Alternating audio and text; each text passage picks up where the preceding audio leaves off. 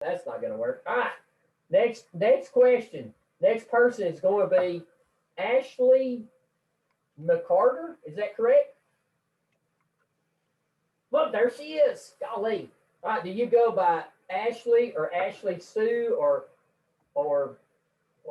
Ashley Mack or just Sue Ashley? You go by Sue. Just Ashley. Yeah. Just Ashley. All right. Fair enough. All right. Virgil likes to play every now and then. All right. So tell us.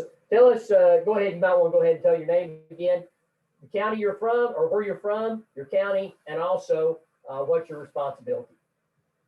My name is Ashley McCarter, and I'm originally from York, South Carolina. And then I moved to Lawrence, South Carolina after college. And then now I'm in Sevier County, and I am 100% 4-H. Okay, fair enough. Great. You're not from North South Carolina, are you? I know they're from North South Carolina. No. Okay, all right. All right, well, anyway, all right, you ready for the fast four? Yes. All right, here we go. What is your favorite dessert? Cheesecake. Okay. Any particular flavor? Oh, she froze. She froze right in the middle of the cheesecake. Oh, no, what was it? What was the flavor? Just about any flavor. Okay, fair enough. If you could spend 10 minutes with anyone in history, who would it be? Oh, Besides Virgil. 10 minutes would actually be a long time with Virgil. Probably my great-grandma. Great-grandma. Okay, good. Did you believe in aliens?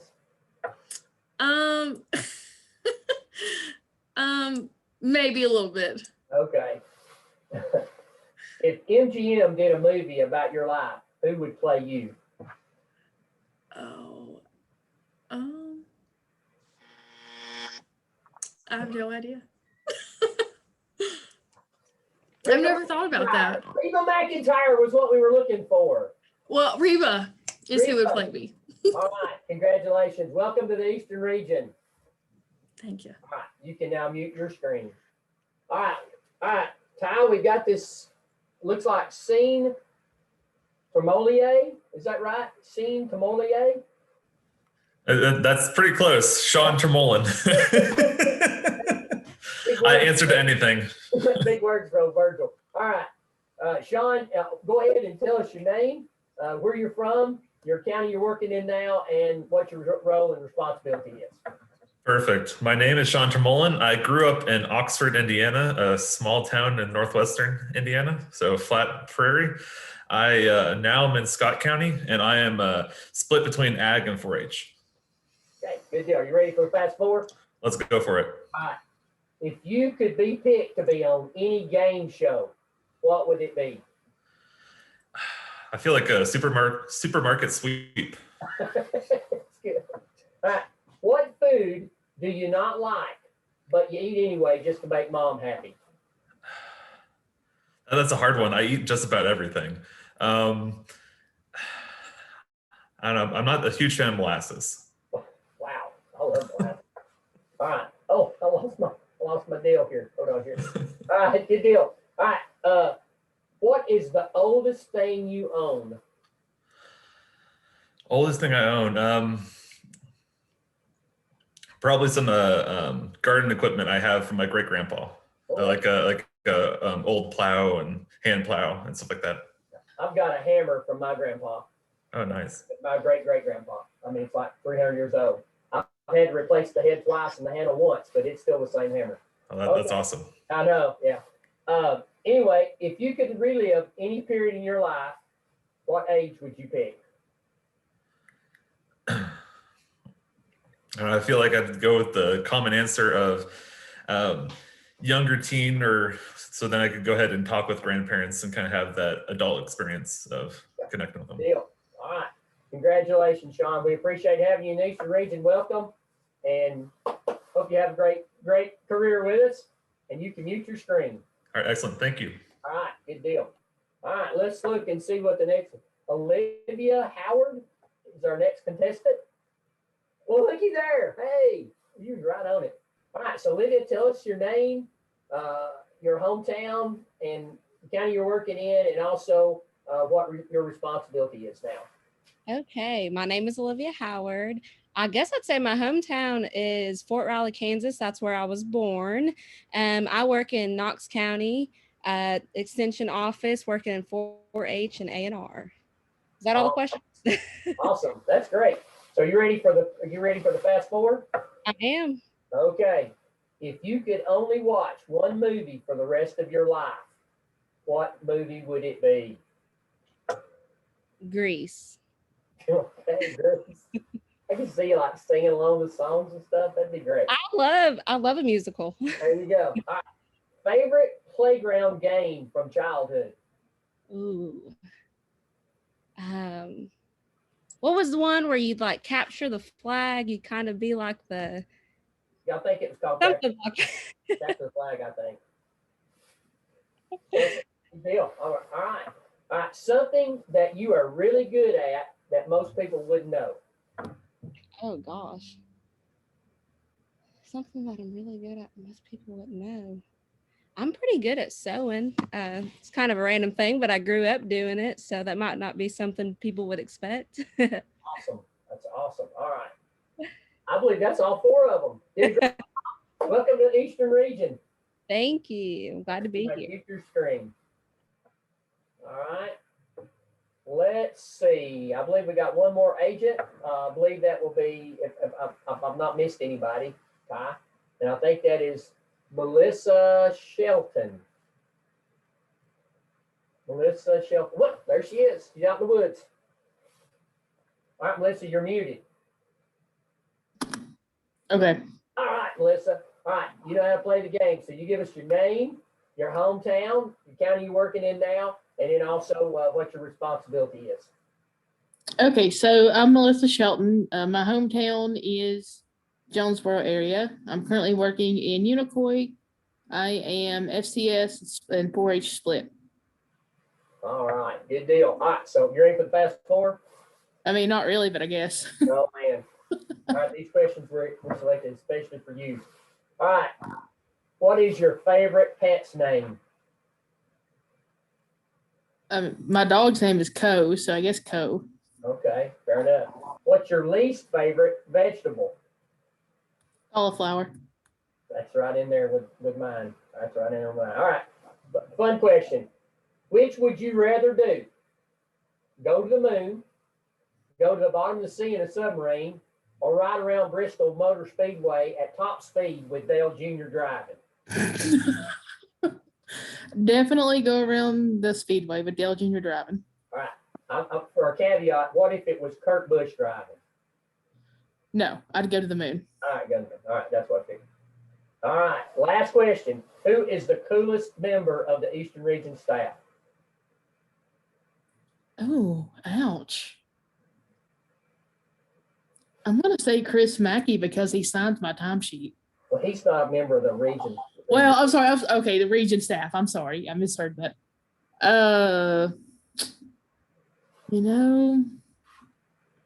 We'll go with David Perrin. David Perrin. Yeah, that's the way it should have been. Good answer. Very diplomatic. Very diplomatic. All right. Congratulations, Melissa, on becoming a member of the Eastern Region. And we hope that you have a great career. Thank you for muting your screen. All right. Ty, do we have one more that we're going to do? I think we may have 2 more, Virgil. Oh, my gosh. All right. Who are we going to do next? We've got a new administrative assistant in the Eastern Region. Okay. Bring it on, then. Bring it on. But Paula, that means I guess you have to unmute your screen. There she is. She's in San Francisco. Welcome. Now, you're muted. You're muted, so you got to unmute.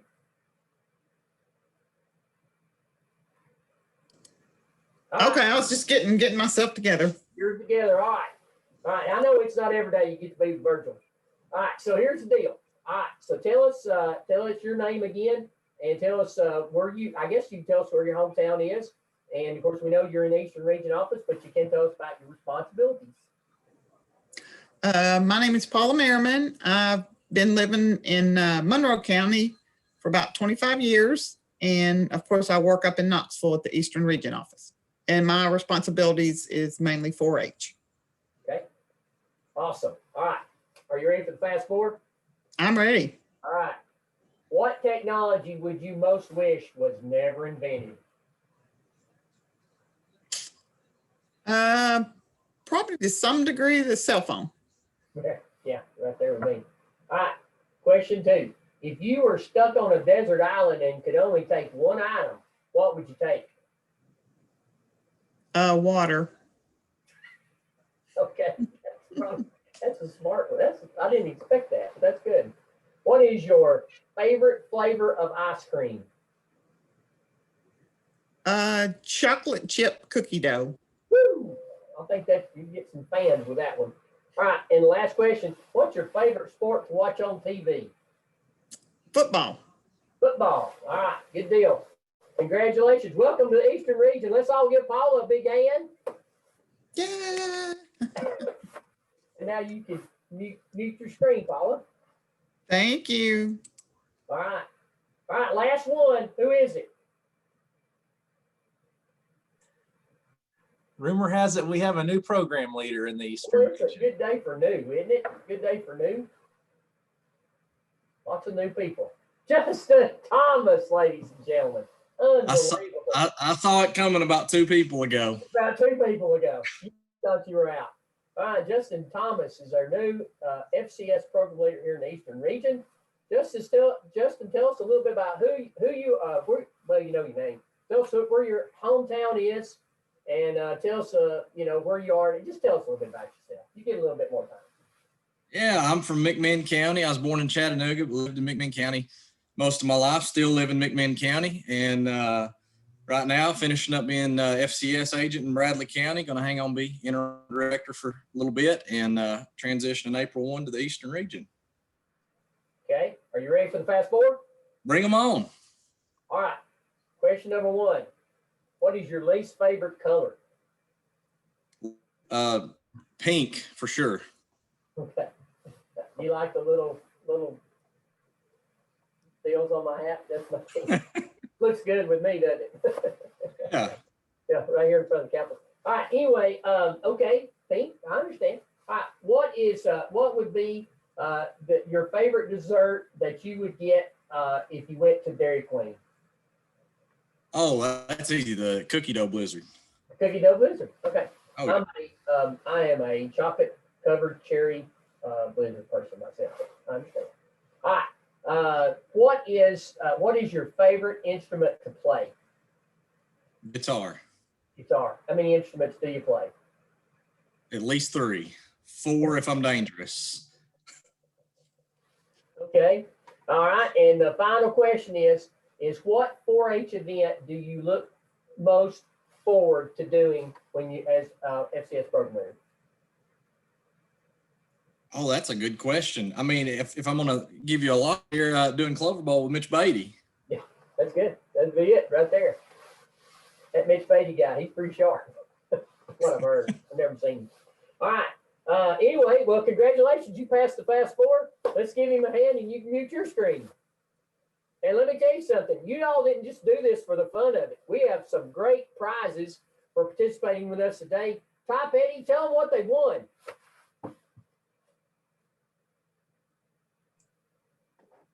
Well, Virgil, all of our contestants today, all of our contestants today will receive an all expense paid trip to Clyde Austin 4-H Center in the shadow of the beautiful Appalachian Mountains. Spend 5 days and 4 nights with approximately 325 of your closest friends. All meals are provided, as well as a 1-hour siesta right after lunch. And of course, don't forget hours and hours of Gaga Ball. Some restrictions do apply. Thanks for playing, and we will see you at the Clyde in 2022. All right. Well, I tell you what, this is Virgil signing off. Ty, thanks for having me. Everybody, we'll see you. See you at Congress Readiness be Day, there. Virgil. Oh, I Don't lose will. that hat. All right, everybody. Thanks for playing along. If you want to throw your video back on and allow view of other folks' video screens, that's great. Hopefully we can have a little fun and introduce some new folks that some of you may know them already pretty well, but some of us have not met these new characters in the region. So that was fun. Our first speaker today is going to talk about a new opportunity for an entomology and GIS program. And it's Michael Campanovo, UT GIS Outreach Coordinator. And also he'll be accompanied here by Dr. Becky Trout-Frischel, Professor in the Medical and Veterinary Entomology. So I'm going to turn it over to y'all if you want to share your screen and jump into your presentation. They may have a few minutes for questions at the end. So and we're going to probably move pretty quickly. We've got a couple 15-minute presentations to start off our program today. Yeah, thanks, Ty. And thank you to everyone here in the Eastern region for letting us hang out and spend part of our afternoon with you. Just to kind of give you a heads up on the ask before we even start. Becky and I are working on a grant, and it's focused here in East Tennessee. And we are hoping to excite you enough about this project that you're going to want to join us and participate in our next cohort of folks that are going to be part of this. And so, Ty, can you give me a thumbs up that that's visible? Looks good. All right, great.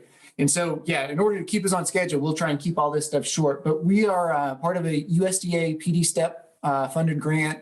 It's a workforce development grant. It's called Megabytes, and we are studying mosquitoes, mosquito-borne diseases, and we're doing that through medical entomology and GIS. There's a little bit of citizen science, a little bit of workforce development, and a big focus on community engagement and outreach as well. All right, so I'll take over here. So I'm Becky Trout-Frischel. Thank you all for coming and listening. For those of you who haven't heard, La Crosse encephalitis is actually the leading arboviral encephalitis in the US. Basically what that means is when you look at mosquito-borne diseases that affect children, this is the one that's most commonly diagnosed.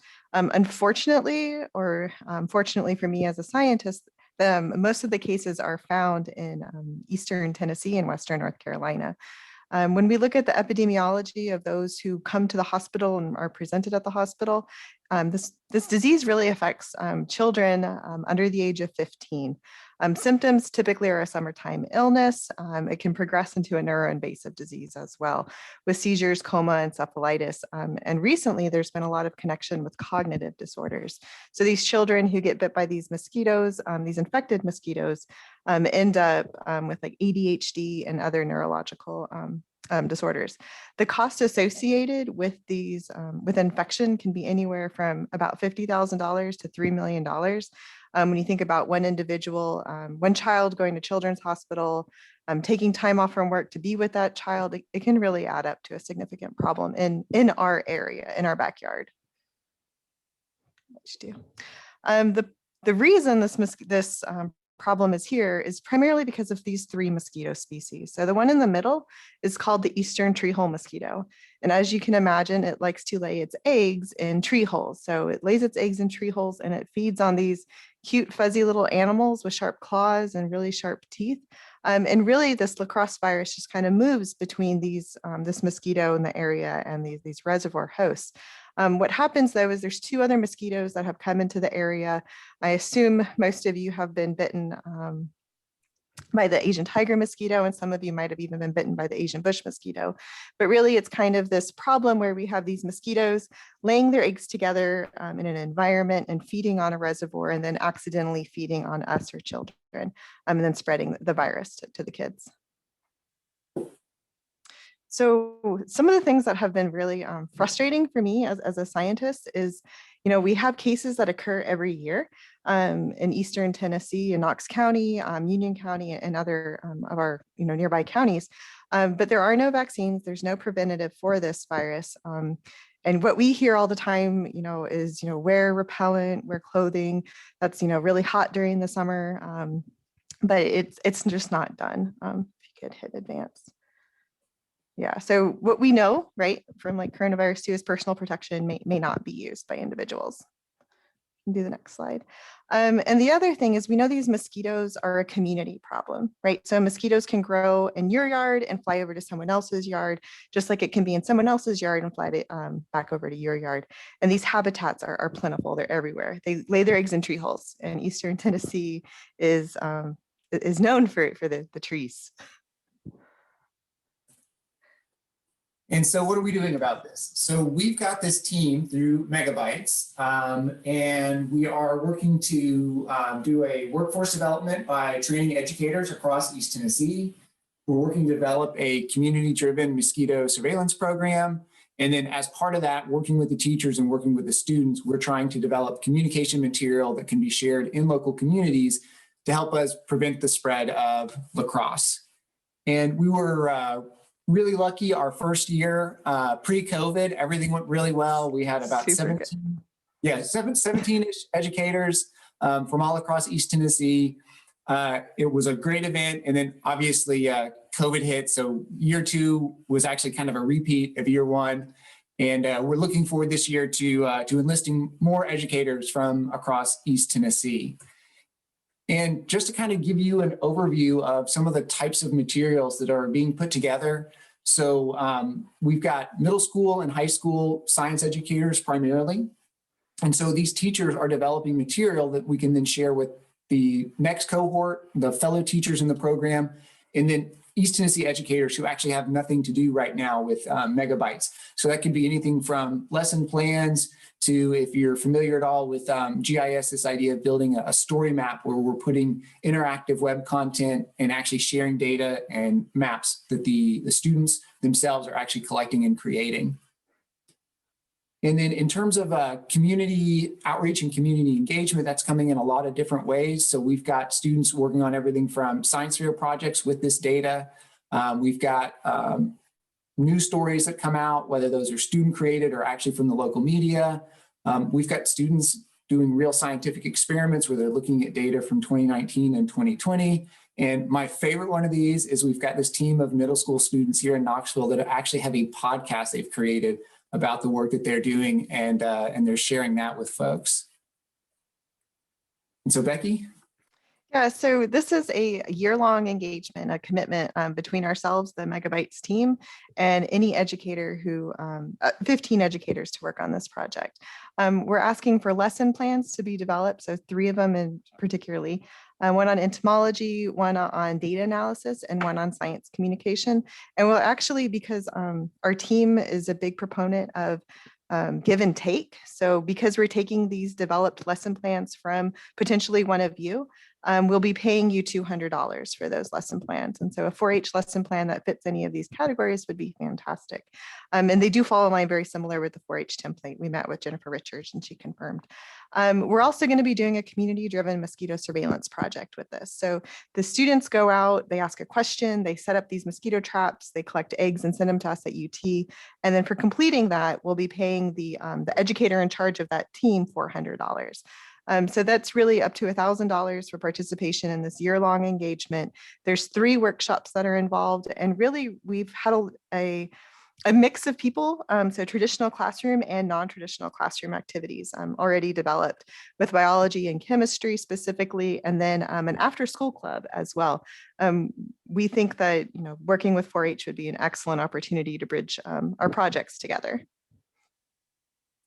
So when we think about what's happening with this, Michael and I thought it was going to be something kind of small and a little bit local, but what we're realizing now is these impacts for Megabytes are going a lot bigger than what we had originally proposed. We've developed this community-driven mosquito and specifically La Crosse virus surveillance. I have graduate students who are now using the mosquito collections by the high school and middle school students in his dissertation work. And then the high school and middle school students are also being exposed to all of these different sciences. Indirectly, we're developing a workforce here. We have educators that could potentially become seasonal employees, and we're also sparking an interest in STEAM with high school through PhD degree employment opportunities. And something that I am actually very passionate about is now we're having a community that's become more aware of La Crosse encephalitis. I can now go someplace and say, has anybody heard of La Crosse encephalitis? And one person raises their hand instead of having none. And eventually, everybody will raise their hand and prevent these bites from happening. Broadly, we're seeing this as a community-driven surveillance program for rapid detection of this virus and the different mosquito species. We see this as an opportunity for increased research potential, a trained workforce, and ultimately, the goal that we all have is improving human and animal health and welfare. And our priority counties, because this is a disease that's endemic here to East Tennessee, are obviously about the 33 counties that make up the Eastern Tennessee region. So we hope this is going to be applicable to all of you. And if you are interested, and this sounds like something you'd like to be involved with, you can check out the megabytes.org website. The application is there. Basically, what we're looking for is a letter of support from your supervisor, whoever that person is, and then some short responses to these 5 questions. And then you just turn this in through a Google form. And really that letter of support is just so that we know that you have permission to be doing this and working with students in this area. And then we want people to be thinking about what could happen and how we can prevent it. So in the form of challenges and obstacles. But yeah, so we're here to answer questions. Our due date for applications is the end of the month, March 30th. So we're here. Yeah. Hopefully we excited one person. And we've got a few minutes for questions if anybody wants to ask some questions. The plan is to get you all an email with a lot of these details and how to get connected. If not this afternoon, maybe Monday. Oh, and Michael put the link to the website in the chat. And you can actually kind of go through that website and see the data that the teachers and students collected last year. So it's all open access, and we're getting people from really all over the world looking at this data set now. It's kind of neat. We felt like this was a good time for some counties to think about offering or bringing in something new that you could actually do and still, social distance or even do some things remotely. I asked them, where could these traps be put at? And, we don't like to put them at people's houses, but you could put them in a park or at a cemetery or even at a school or different, public places, because we do report the address, I think, with that. Yes, Michael. yes. Yeah, And parks and cemeteries and schools are great places to set these traps up. And they're really just little black plastic cups that you would get like at a stadium event. And then we provide you all of the material to do that work as well. so not only are you getting some great STEM content, but this would give your 4-Hers some things that would really look good in portfolios, I think, as well. So any questions for this team? I appreciate y'all being with us today. So Nancy asked the question, are we looking for specific areas? I think because right now we have a lot of teachers in the Knox County area, we really want to go bigger and broader. So Eastern Tennessee would probably be my answer there. Yes, that map. So if you work in one of these counties, we are very, very interested in collaborating with you. And we really do look at this as a collaboration. We have teachers emailing us like, hey, is this a good question for my students to answer? And I mean, it's been a lot of fun, to be honest. Either Michael or Becky, I saw one of my teachers from Eagleton. Yes. Can you tell me how broad she is, what she's doing, and would you want any more in Blount County? Yes, I mean, yeah. We aren't saying no, if you want to know the truth. And part of this is because of me as a scientist. The more coverage we have when it comes to surveillance for the mosquitoes and the virus, the more information I'll have to give to the health department. And then we can actually start managing this virus. Right now, management is completely, I'll be honest and say absent, and it's pretty retroactive. So it's after somebody's presenting at the hospital, and that's too late. Is she working in the Cove at all? The Blount County teacher? I don't know. Okay. Yeah. So this is the dashboard that Michael created to show the data. There's a lot of data. It's awesome. So last year, the teachers, there were 15 educators, and they set up 6 traps. So there were 2 treatments, 3 and 3, around their school property.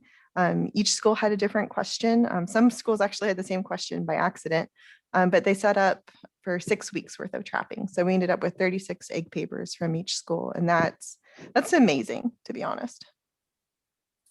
It's a very valuable data set.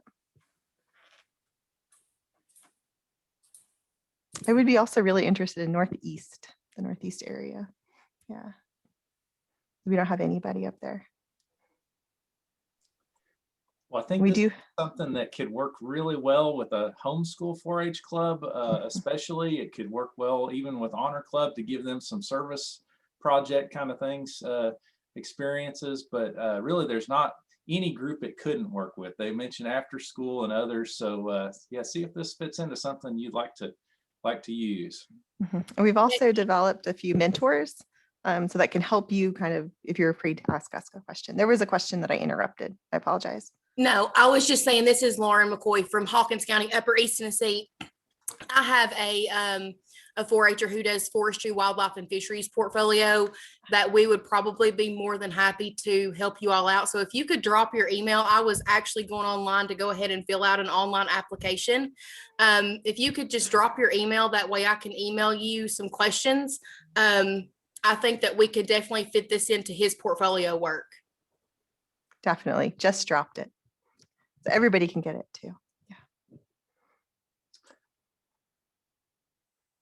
Well, thank you so much for being with us. I'm sure this won't be the last that we see of y'all. I've had a great experience working with Michael for many years with GIS programs. And so these are great folks, and appreciate y'all being with us.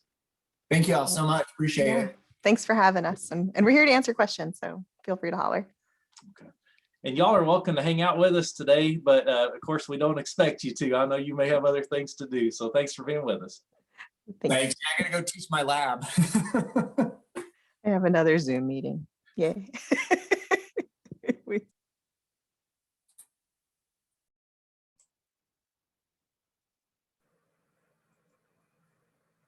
Are you ready for me to introduce our next speaker? All set.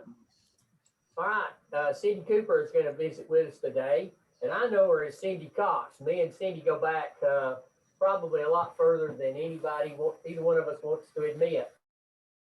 But I was thinking about something, Cindy. I don't know if you remember this or not, but one of my memories of you is we were at junior high camp, and I was the soccer coach, and you were playing soccer, and we won the soccer tournament, right? Yes, the bandana heads. The bandana heads. Well, I'm gonna turn it over to Cindy, and she's gonna visit with you a little bit. She's with the East Tennessee Dairy Alliance. I don't know if that's exactly the right title, but you can fill them in, Cindy, on what you need to tell them. Thank you, Mitch. It's great to be here, and I recognize some faces. I'm going to start off, this Zooming thing. I've turned into a hologram. I think all of y'all are. If I could hug everybody, but we can't do that. I've hugged my computer enough. But let's just start off with a joke. I just think we need to lighten up. It's Friday. It's beautiful. And here we go. I'm with the Dairy Alliance, so it's got to be a dairy joke. Okay. Why do cows not wear flip-flops? Are you ready?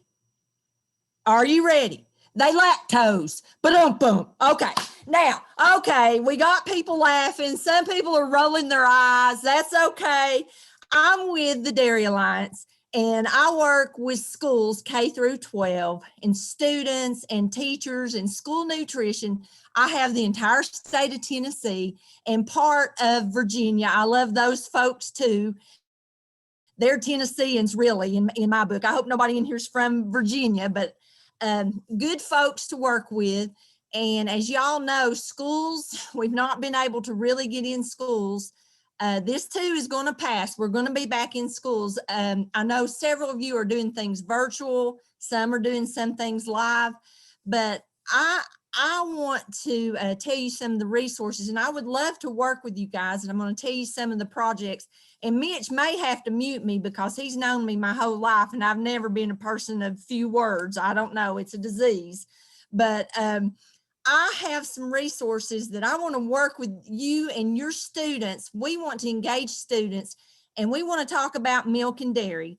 As most of y'all know, in Tennessee, our dairy farmers, our market is milk. It's not cheese. We've got a little bit of cheese. We've got yogurt, but it's milk, real milk from a cow, not from an almond, not from a vegetable, not from the moon, from a cow. So what we're doing is trying to get milk back into the kids. We have a lot of programs going on, and one that we just found out about this week, and I would love to activate some of your students to help. Cumberland County is going to pilot our bulk milk. I call it our Giant Silver Cow program. They have 5 schools that's been awarded the bulk milk dispensers. Now, we know they can't do it right now because of COVID and the restrictions of self-service in the schools, but in the fall, we're hoping to start that program. We've got some launched in Morgan County and Macon County, and we're actually going to work with Cobb County. So I don't know how many of y'all I've touched or talked about just then, but that's one of our big programs in Tennessee. We represent our dairy farm families in the Southeast, and our Tennessee farmers want bulk milk. And we want to try to get more fluid milk in the kids. Now, I've mentioned that, and you're thinking, how can the students help? You can contact me. We can do videos with the students. I can work with the students. I can work with the families. I can work with you. We do a lot of nutrition training. And if you go to our website, it's thedairylliance.com, and you go to Dairy in Schools, we have all kinds of teaching resources, videos, recipes. We have a school in Cumberland County that is doing some smoothie videos for us. We have also the Fuel Up to Play 60 program. Now, the Dairy Alliance, we take a lot of the dairy farmers' money through the checkoff value, and we provide grants to schools. We provide grants. Last year in Tennessee, we provided of grants for equipment to promote, and it does include yogurt and cheese and milk, just anything dairy. We had a lot of breakfast programs. So there are opportunities out there. I would love to work with you guys. We even have the farm to school kits, and you may not can see them because of the background. You know how these backgrounds are, you disappear. But we have the farm to school kits. If anyone would like one, shoot me an email. I'll put my email in the chat box. They're full of posters. They have a jump drive full of information. They have magnets. It's something that you can share. Your 4-H students can share with the schools and do some teaching and learning activities.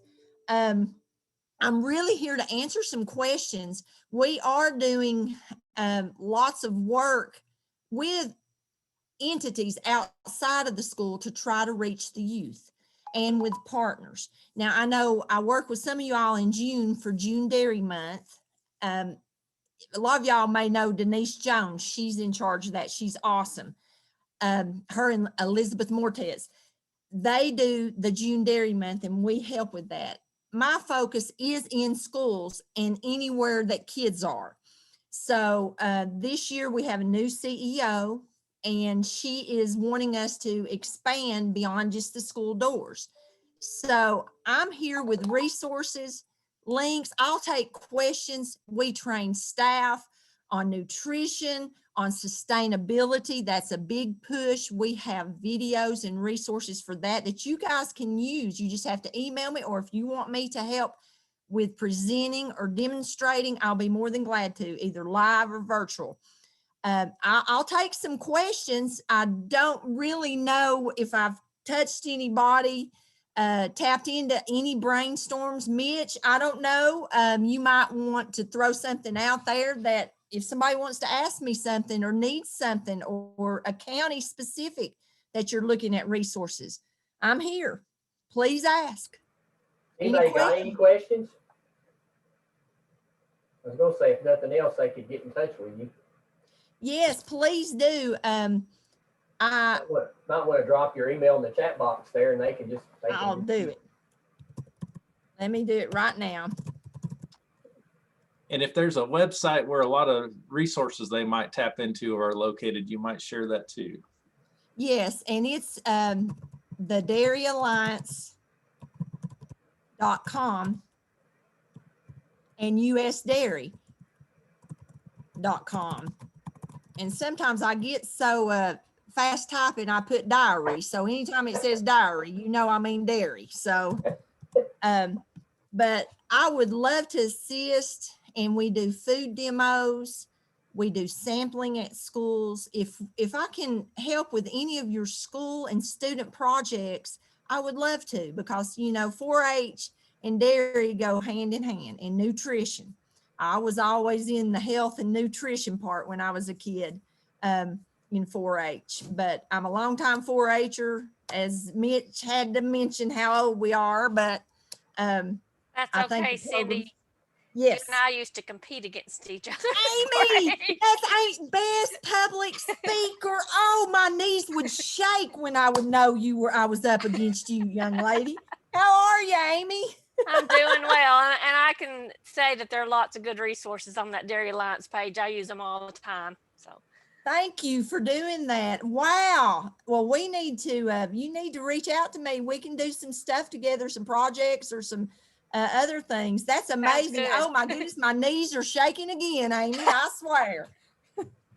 Anybody else want to add something in? Hi, I would Sandy. love to hear I'm from- Walter up in Sullivan County. I know you've been to our Farm Bureau farm days for Sullivan and Washington at the fairgrounds up in Gray, and we appreciate that in the past. And that's something, if y'all are working with your local Farm Bureau, you need to get Cindy out there. She gets those kids all excited, and they get their milk carton sample, and it really makes a great addition to your farm tour if you don't already have that. You know, Walter, that was incredible. That I missed that this year. We had the best time. Y'all wore me out. I like know to it. talk, but not for 8 hours straight. I was Oh, up y'all there with wore my me out. goats, and we shared the barn that day, didn't we? We sure did. That was a good day. But good to see you, Walter. Good to see you.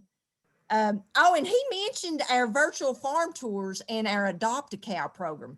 We have in our 8 states, the Dairy Alliance has 8 southern states. We had 24,000 classrooms across the nation, and a whole heck of them, a lot of them in the Southeast, adopt the cows throughout the year. And it's live with the farmers. And we have the virtual dairy farm tour. The last one we did in Tennessee, in Nyota, Tennessee, and we're planning some more. And it's live with the classrooms, and we've even made it where it's a Facebook feed or at home for home learners.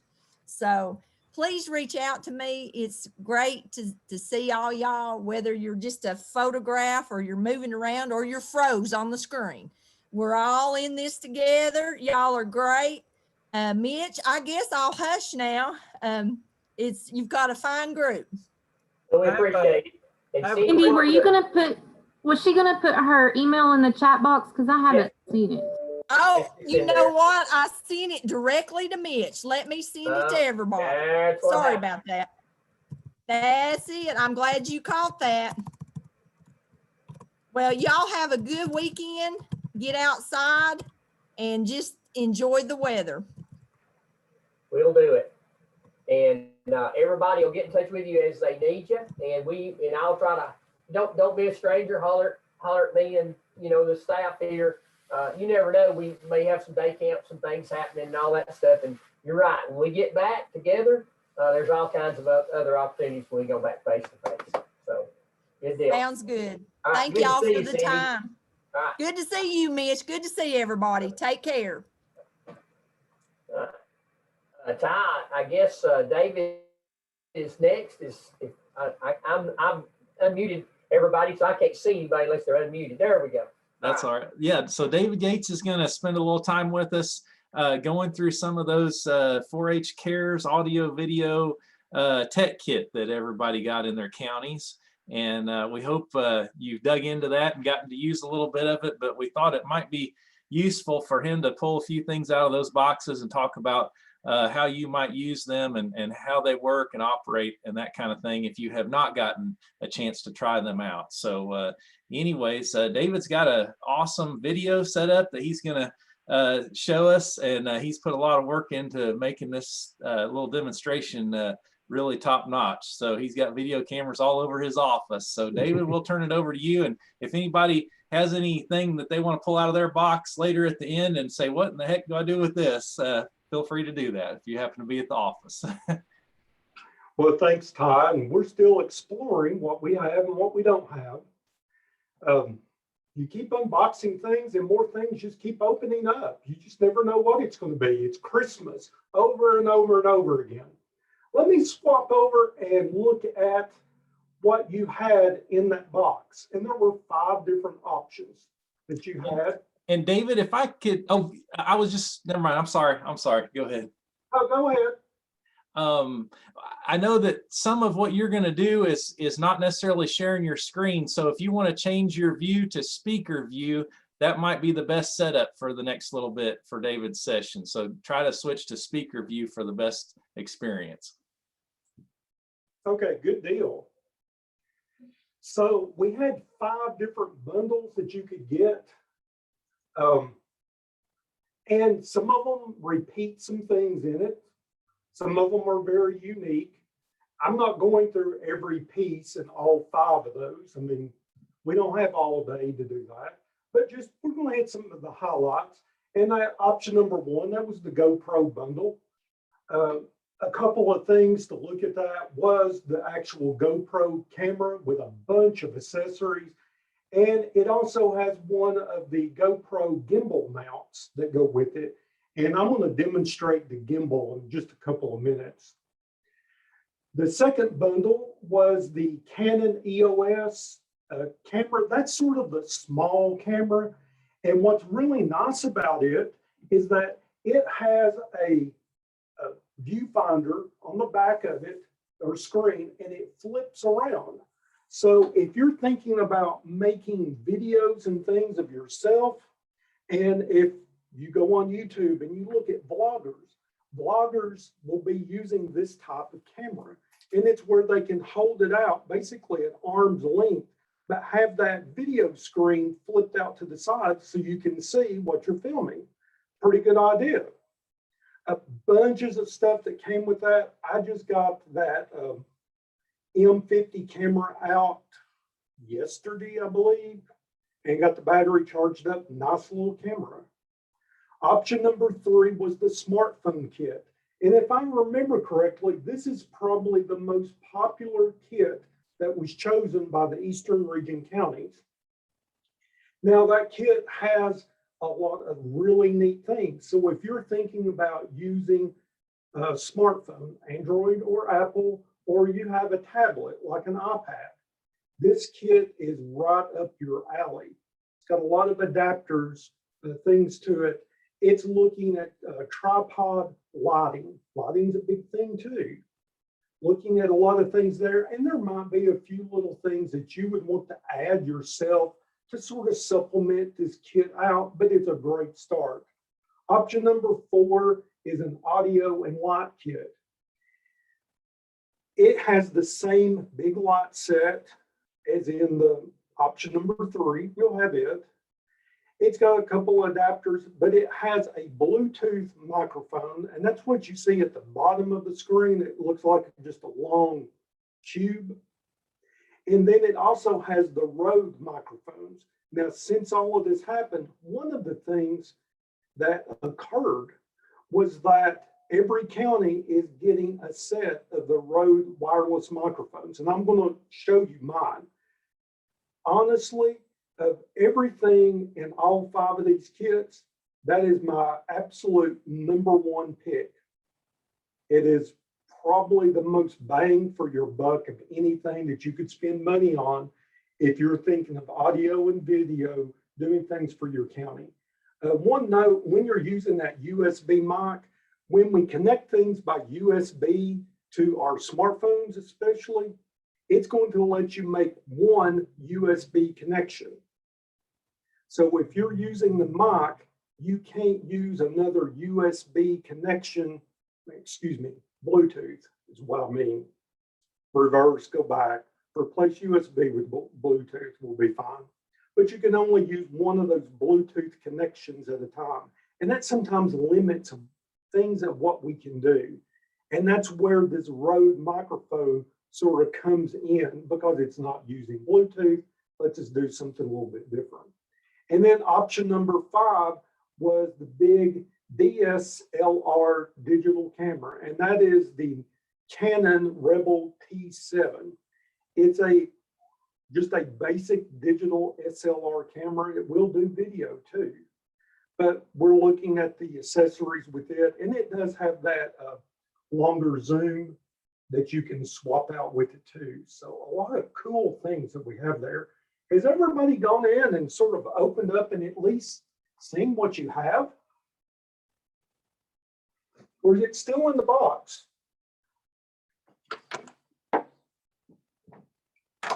Or we don't care? Let me come up and I'm going to switch back and forth between these. And everyone, you can hear me okay? I've got the microphone just a little further away. Let me show a couple of things before I get started. You have the digital SLR camera.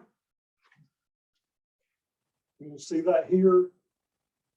Now again, it's just a basic DSLR camera. I have a Nikon personally that I have had for a couple of years. This is a very similar type of camera. Great for doing those good photos that we need. And we all know that documenting things that we do in extension, photos are key. And I know we're going to reach for that smartphone that's in our pocket or purse. We're going to reach for it first, and they make some excellent photos.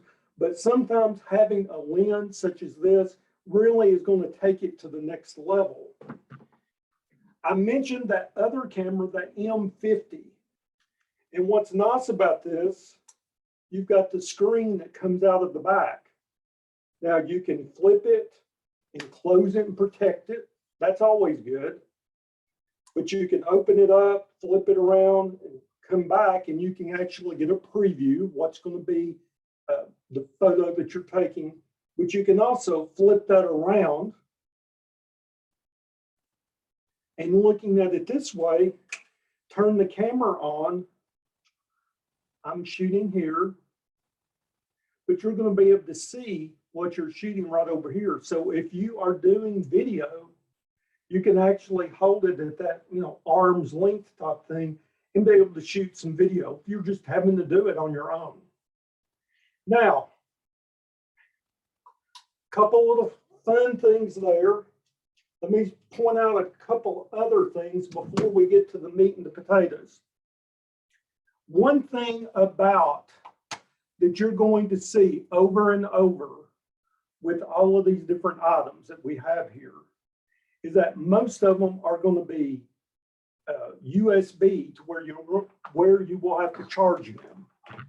And I bought this, I got it this year, I believe. This is just a hub, and it's a USB hub where this one's got 1, 2, 3, 4, 5, 6 plugs in it. The majority of these items have to be charged, and they come with a USB charger. Well, how many USB ports do you have open on your laptop right now? I'm good if I have 2, and that's usually rare. But having something like this in that $20, $40 range, you can purchase this, and then all of those things that need to be charged, charge them up at one time. A great use of a little bit of money right there. So as we're thinking about coming to the physical end of the year, that might be one of the things put on your ask list. You can pick that up off Amazon, quick and easy. Any questions about that? Let me go back, and I want to show one last thing. And I didn't have, I'm trying to advance the slide and it doesn't want to go. I'll get you right there. This is where another person would really come in handy today. just the drive, the technology. If I come back over here and we look at the screen, I want to look at 3 different things. And when I think about either doing photography, making videos, and I know I want to shout out to Washington County. I saw that Connie Sharp had posted the video on their Facebook page where she was doing the making the face mask out of the bandana, and she had, you know, all her samples and everything. Good job, Connie. I know you had some help with that, and that's what it takes, usually more than one person. But when you think of video, and I'm not talking just 4-H videos, I'm talking about what we do in Extension. There are 3 things that are very important. One is have some type of stability. And that can be coming in and using a gimbal, or that can be using a tripod, either of those. The second thing is looking at lighting. Lighting is critical. If the light is always behind you, it looks like you're just a shadow. So you're just that dark, mysterious person. Maybe that's what you want to be, but people want to see our face. So we need to make sure we have the lighting in the front of us. And we've got some tools to do that.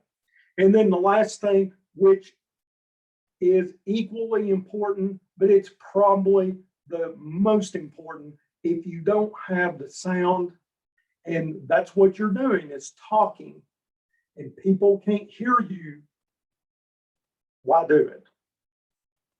So with those 3 things, let's come in and look at a couple of those things. And let's think about stability first. One of those things is coming in and looking at a tripod. I've got one here. Let me switch over to the other camera. You can sort of see it. I have to get down here a little bit. But in a lot of the kits, the tripod came with it. You can pick up a tripod at a lot of different places, and you can pay a little bit of money or a lot of money, but somewhere in the middle is a good place. You can use a tripod as easy as having it on a table to be able to come in and shoot different things.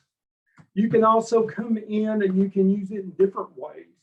Is that I have one set up today, it's on the table, but the view that you see now, the camera is up and it's pointing down. So Megan Brown, something that you and I had talked about before, about doing the project.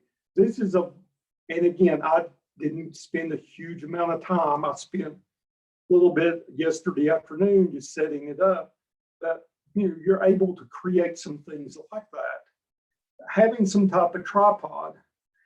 In the same line of thinking, if we're going to come in and do some handheld type things, one of the things that you can come in and use, it's called a gimbal. And we have those. And a gimbal is what I've got here. Let me switch over to that other camera.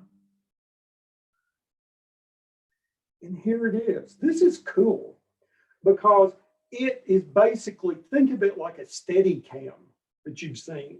I can come in. Now, this is where the Bluetooth becomes important because your smartphone is connecting Bluetooth with the device, with this. And this is something that has to be charged. Again, we talk about batteries and everything. But with this, I can come in and with just the button on the gimbal, I can make those slow moves and transitions going from left to right, top to bottom. And what this will do, it will focus on that single point. And then as I move my camera around, it will follow that. This is, again, one of my favorite things that are in the bundles because I can come in and I sort of get rid of the tripod. Now, again, there are times and places we need to use that tripod more, but coming into this, this is a great thing when you're trying to come in and do maybe some of those action shots and you're wanting to walk in and move in a little bit closer. This little puppy is the way to go. And you can make still photographs with this, or you can make video.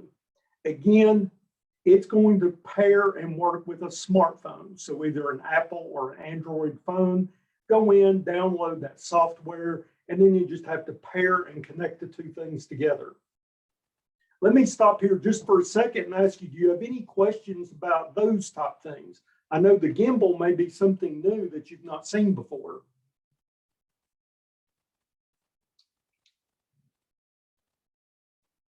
And if somebody puts it in chat, I'm too far away from the screen to see it. So I'll let you monitor that if we need anything. I'll watch it. No chat yet. All right, cool. Let's come in and talk about lighting.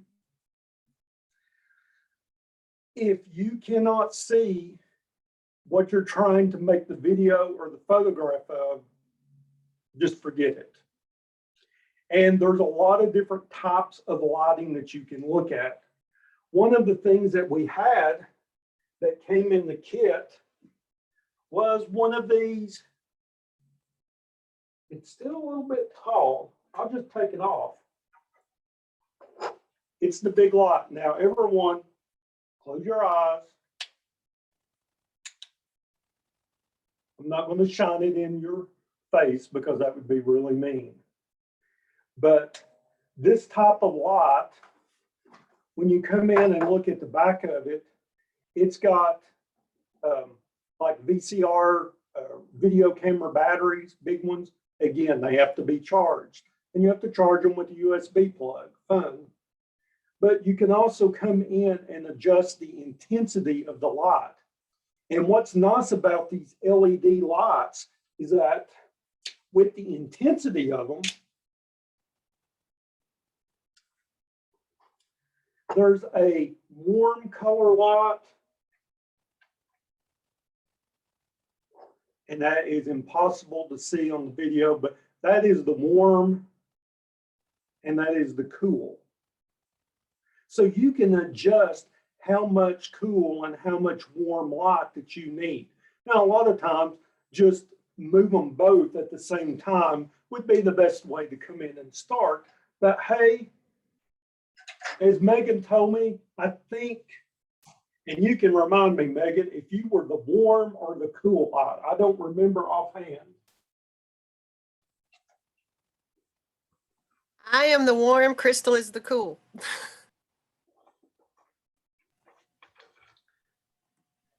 And one of the other things that come with these lights, and these particular lights were in 2 of the bundles that we had. There's also these filters. And I always turn it the wrong way. But there are filters for this. And you can see this is sort of a reddish light filter. You can see the red here on the counter table more. If you needed light of a certain color, there's these gels that go over the lights that you can put in.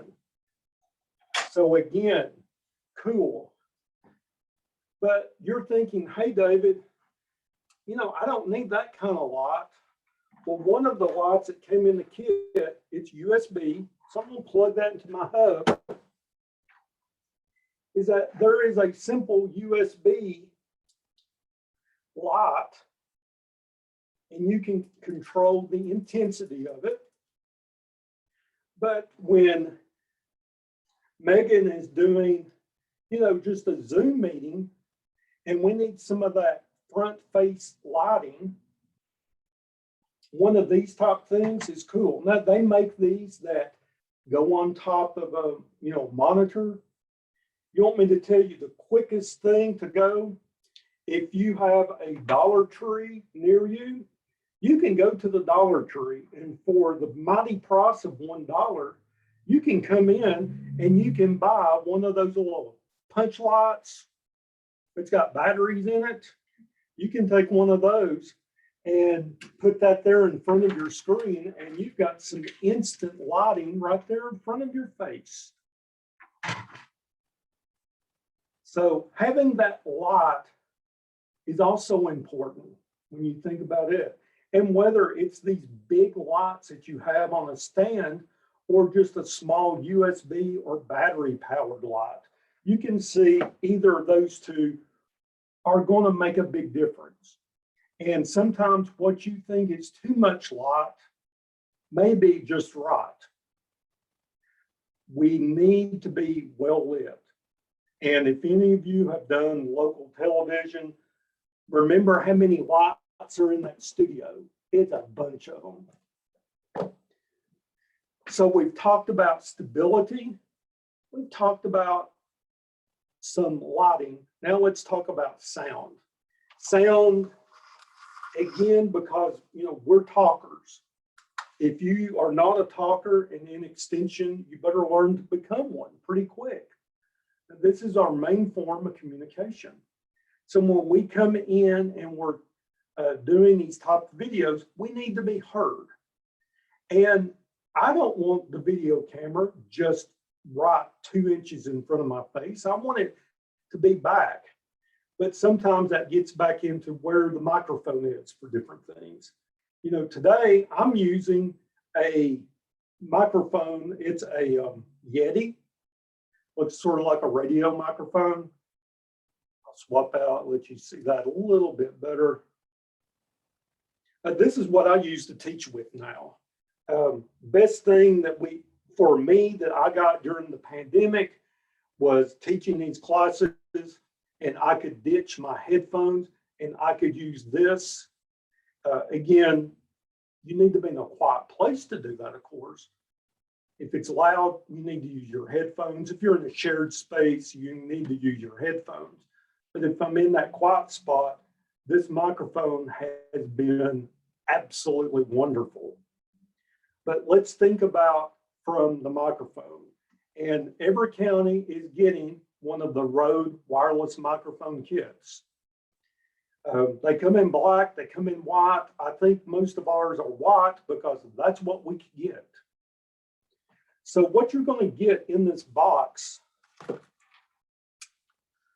are these two little boxes, and they're about the size of a matchstick or matchstick box. They've got little clips on the back of them. You see that? So one is the microphone, and that's this one.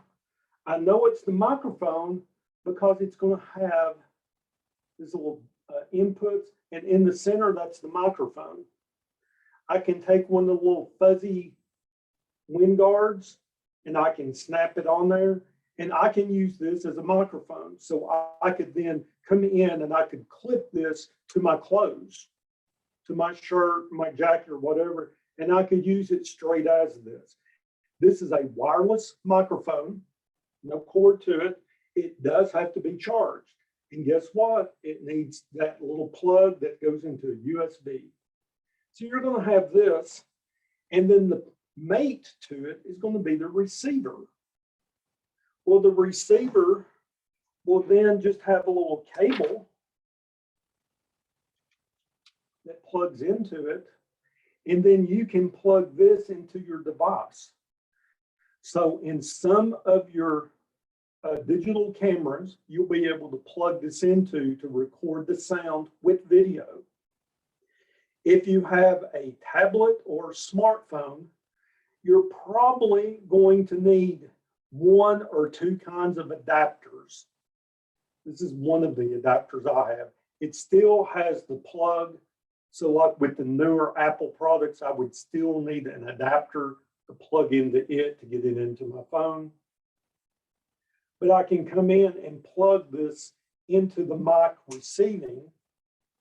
And now I have sound being pumped into my iPhone, my tablet, my Android, whatever it is. You can also come in and with the microphone, if you're going, well, this is a little intrusive. I don't want a big white or black box hanging on my shirt. Well, you can come in, and I'm not sure 100% Ty if all of them came with an external microphone, but I think they were supposed to. But you can get a little lavalier microphone, and you could take this, put it on your belt, your waist, somewhere sort of out of the way. And then you've got your microphone here, and then you could clip that onto your shirt, your jacket, your sweater, etc., and use that as your microphone. A video that I shot 2 weeks ago, I think, about setting up the new laptops. This is the setup that I was using, and I actually came in and filmed it on my iPad. And I did have Eileen to come in. I conned her in. I said I'd buy her lunch if she would stand out to the side, and she would be there to turn the camera on and off. I could have done it myself and walked around and stopped and done that. But, either case that works. Just one or a couple other little things to show, and then we'll end up and ask your question. Here's the GoPro. I just mounted it on its little tripod, but the GoPro is just actually this piece of it right here. It requires a memory card in it, and then you would take that memory card out, put it into a reader for you to be able to see. This is one of the other GoPros. GoPros, gimbals, and you can use this gimbal. Again, this is the one that would work with a smartphone. There's also a gimbal that works with the GoPro. So 2 different items there. Again, lots and lots of different things that you have there. So let me come in and stop. And I'm going to ask if there are any questions that you have of me. I don't want to take all of your afternoon. There was a few questions there in chat that I know you didn't see. Okay, I'm getting up closer to the screen where I can see those now. Looks like one from Nancy. How much are the larger lots? I really don't know. I can come in and Nancy, I'll make a note of that. And we've got the brand and everything, and we can look at, how much they would be. Amazon or B&H Photo is where the majority of this equipment came from.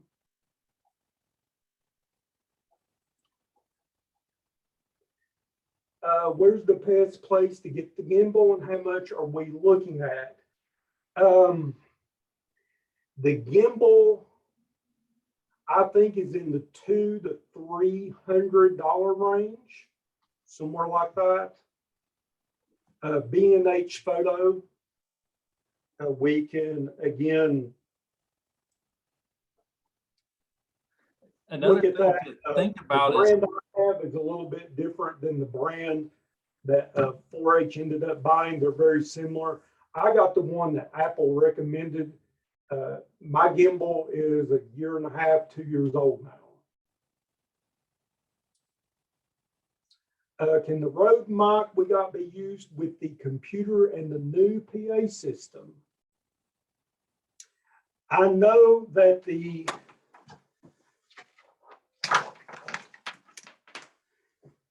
input for the Rode microphone is at 3.5 millimeter. It's like a standard headphone audio jack plug. So that's what you would be looking at. If it has that or not, I can't answer that right now. I think that will work, David. So you would just put the receiver part of it and hook it into the PA system, and you could be wireless with the microphone. Yeah, as long as it will take this type of plug into it, you would be ready. But I cannot say enough good about the Rode microphone. It has a range of about 250 feet if it's direct, line of sight. If it's a little bit, you're going up and down a hill or something like that, it's not going to pick up that far, but 250 feet's a long way. Yeah, we used those Rodes. We used those up at when we did our All-Star video, and they're amazing.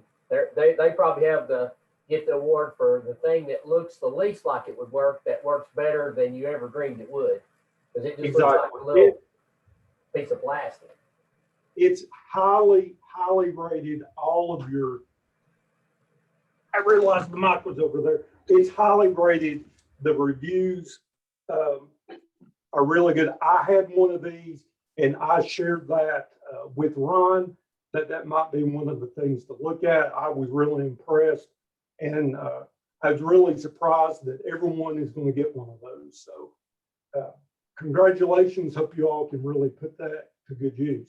Hey, if you have any questions, again, I don't have everything figured out, and I don't know what everything is too, but we can, open some things, look at it together, and see how it would look like. Elizabeth says, can two be used together? Hey, Elizabeth, guess what?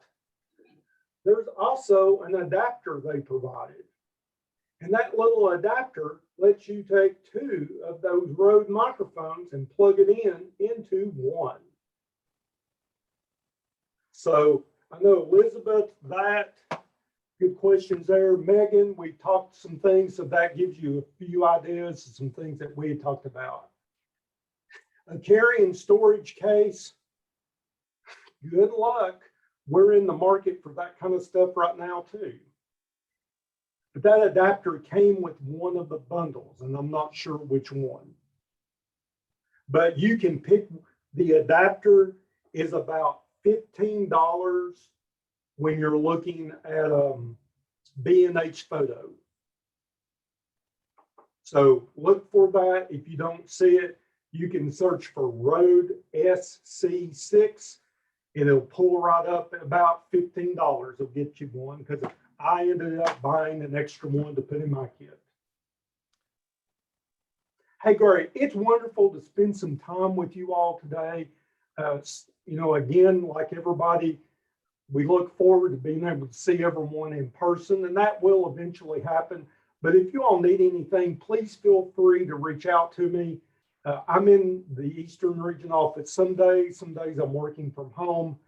Call me at the office. If it goes to voicemail, call me on my cell phone, send me an email. Look forward to hearing from all of you.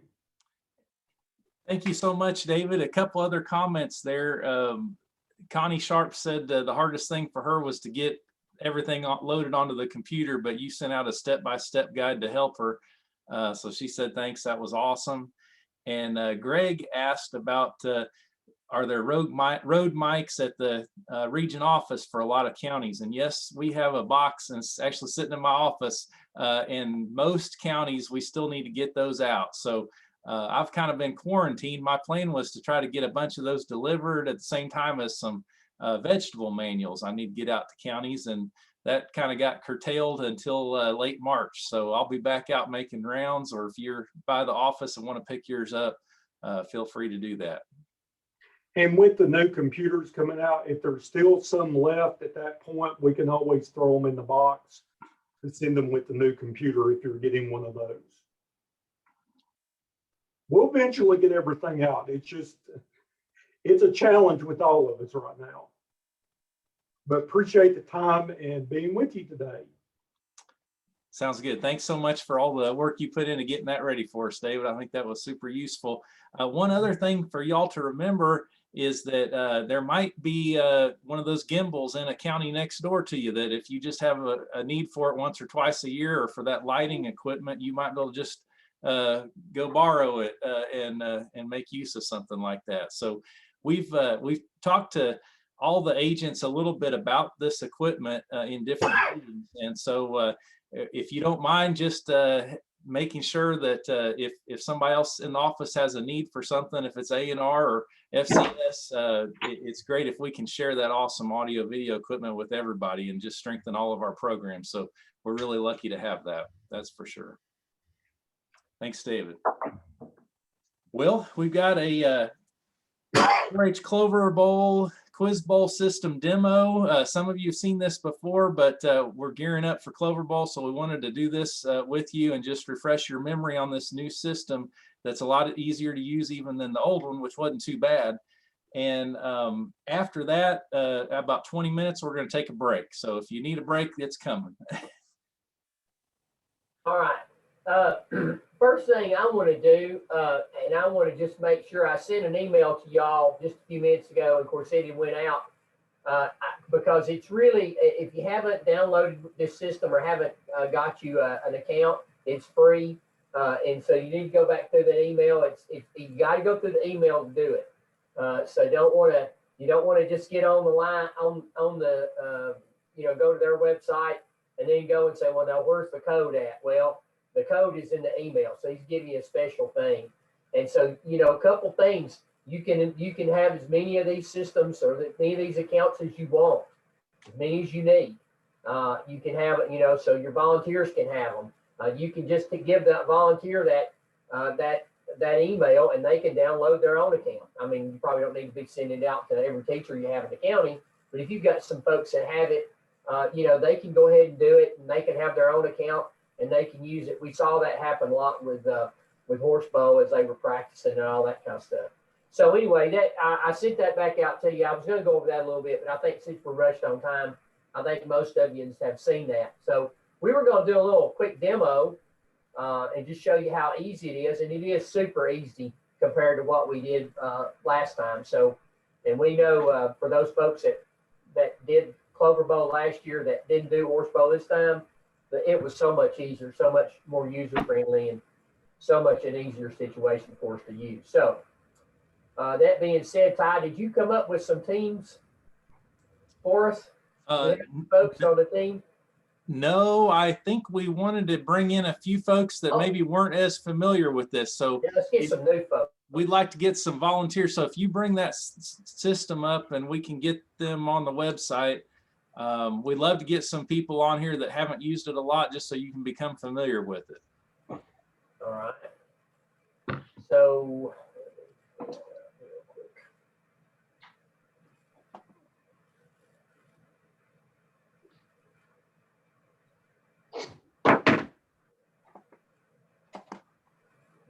I'm going to share my screen, Ty. That's okay. Looks like I'm good.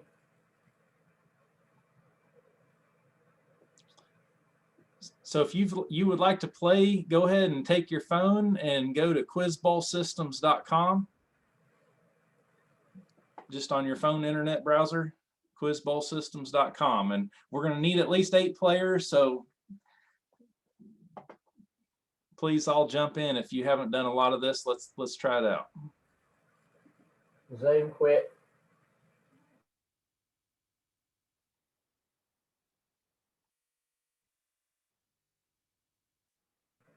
That was new.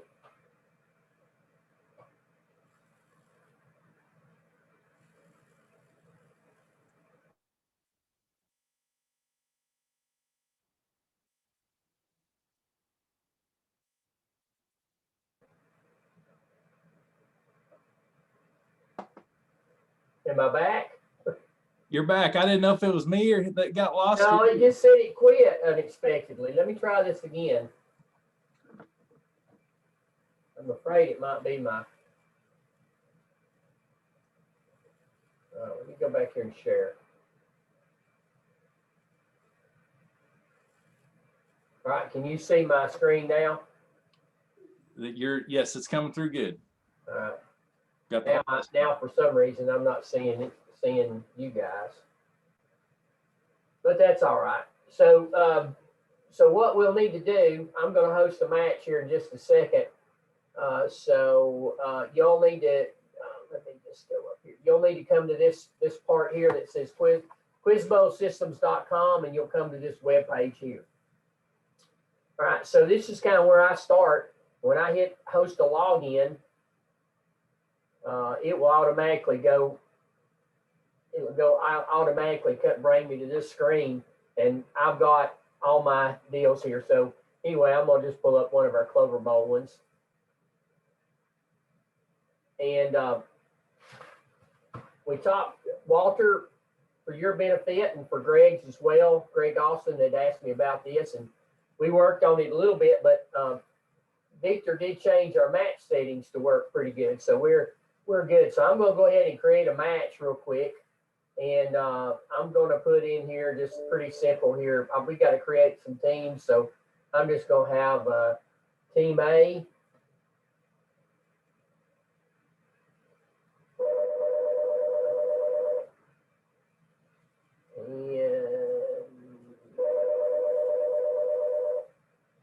Team B. And we'll just see who we get here in a minute. And so I'm gonna go ahead and go to my match. I'm gonna create a match, and we're just gonna have a test today. We're just gonna have a test match. We put everything we want in there. Standard match settings, and we have a standard Tennessee Clover Bone nail match setting. And so that puts us in here. We have to go ahead and put our A and B in here. And we create a match. So if we've got some folks that want to do that, then this is your match ID right up here at the top. GL7J6K. So if you go to that quizbowl.com or quizbowlsystems.com and go up there to join a match, then this is your match ID. So let's see if we can get some folks in. Ty. Looks like we got a few. Jump right in there. Jump right in there and let's get some.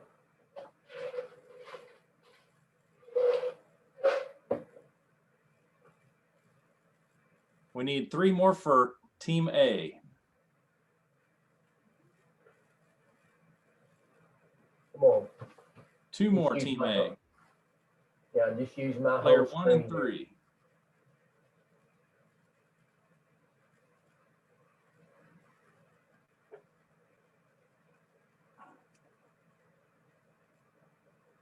Okay, so one of the things that we'll do first is we're gonna do a ring-in test.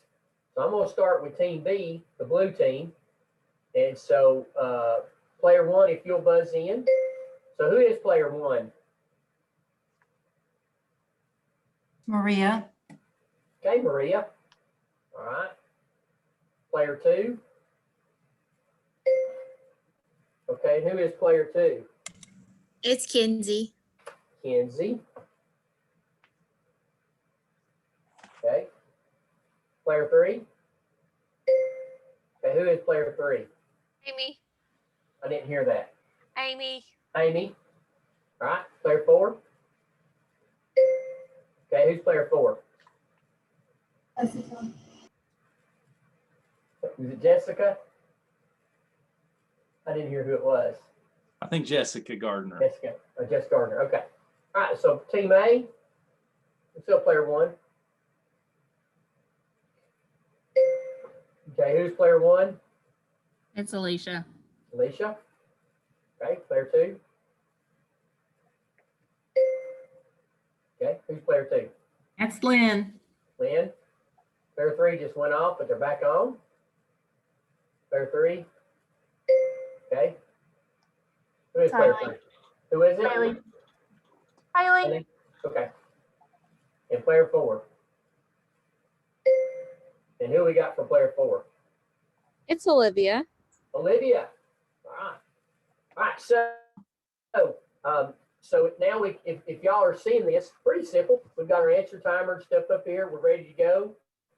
So we can play our hit our play button. Looks like player 4 on Team B has dropped off. All right. So sometimes your phones go to sleep, and I can see when that happens.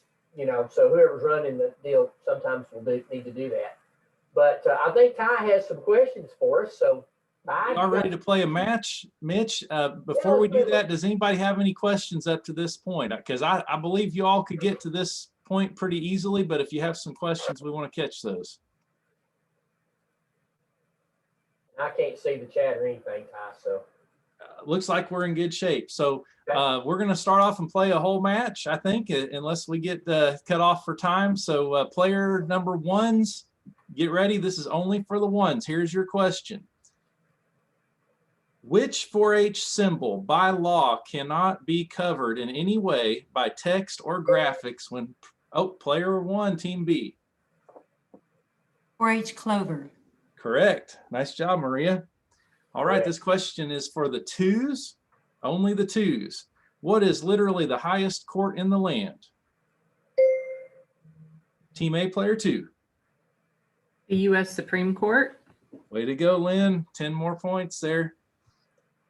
Number 3 is only for the 3s. What is the name of the organization that administers the 4-H program in Tennessee? University of Tennessee and Tennessee State University. Very good, Amy. Number 4s, only the 4s. What is the term for the group of baby pigs a sow has? That is Olivia. Is it a litter? You got it. Great job. We got a tie game. We're back to the 1s.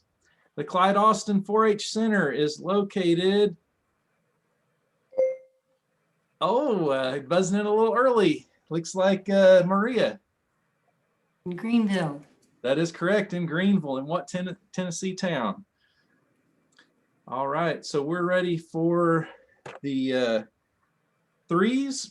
What are... You're gonna have to be quicker on that play button. There we go. What are the 4-H's? Player 3s.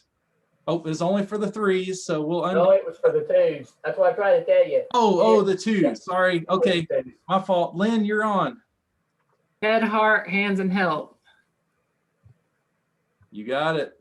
30-30. Wow, this is close. Now for the 3s. A baby goat is. That is Amy. A kid. A kid, that's right. And for the 4s, in what grade is 4-H first offered? And that is Jessica.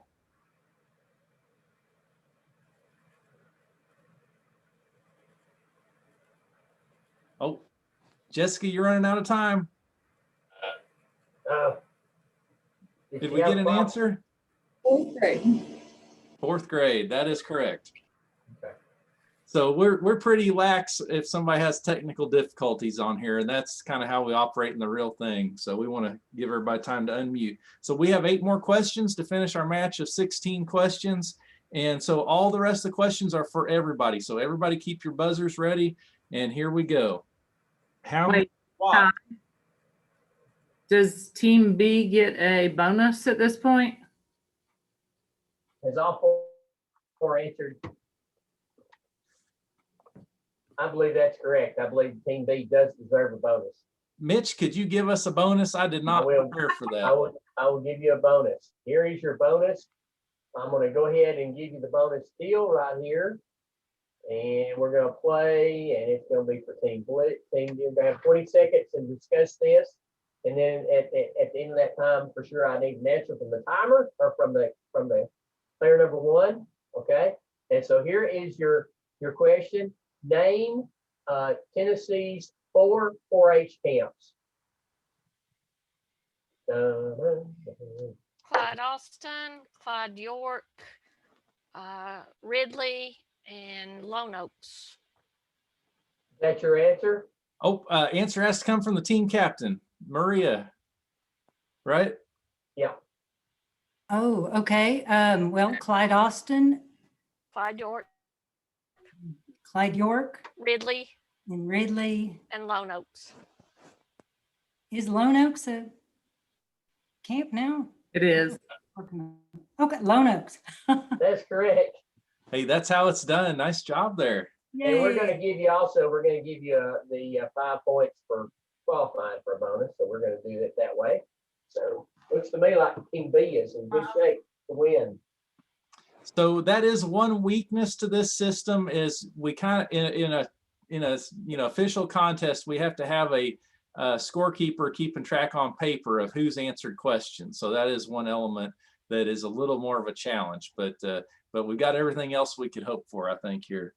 So next question is for everybody. This is question number 9. So everybody the rest of the way can answer. Here we go. How many watts are in a kilowatt? 1,000. Very good. That's right. Amy's a ringer.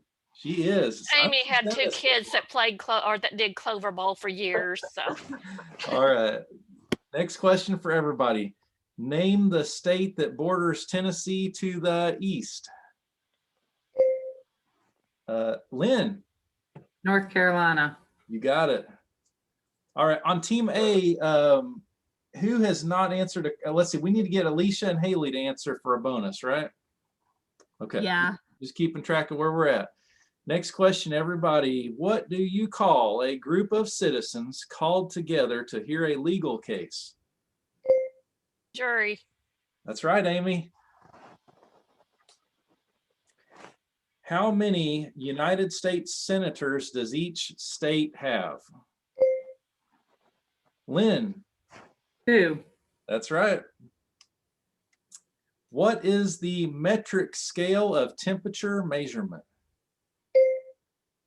Amy. Celsius. That's right, Celsius. We have 3 questions remaining. Score is 100 to 50. Everybody can answer. Tennessee has how many counties?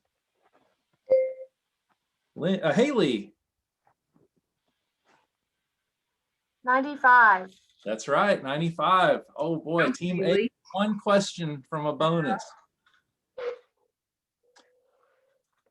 This is the smallest 4-H project, although this fact may bug some people. Entomology. That's right, Amy. And Amy's final slamming the question door. for the championship. What is the largest rodent found in Tennessee? Beaver. That's right. That's my favorite Clover Bowl question. Had to finish with that. So there you have it.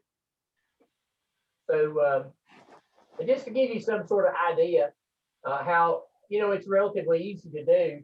And, here's for us that we've done this pretty much. I'm going to go ahead and stop sharing my screen.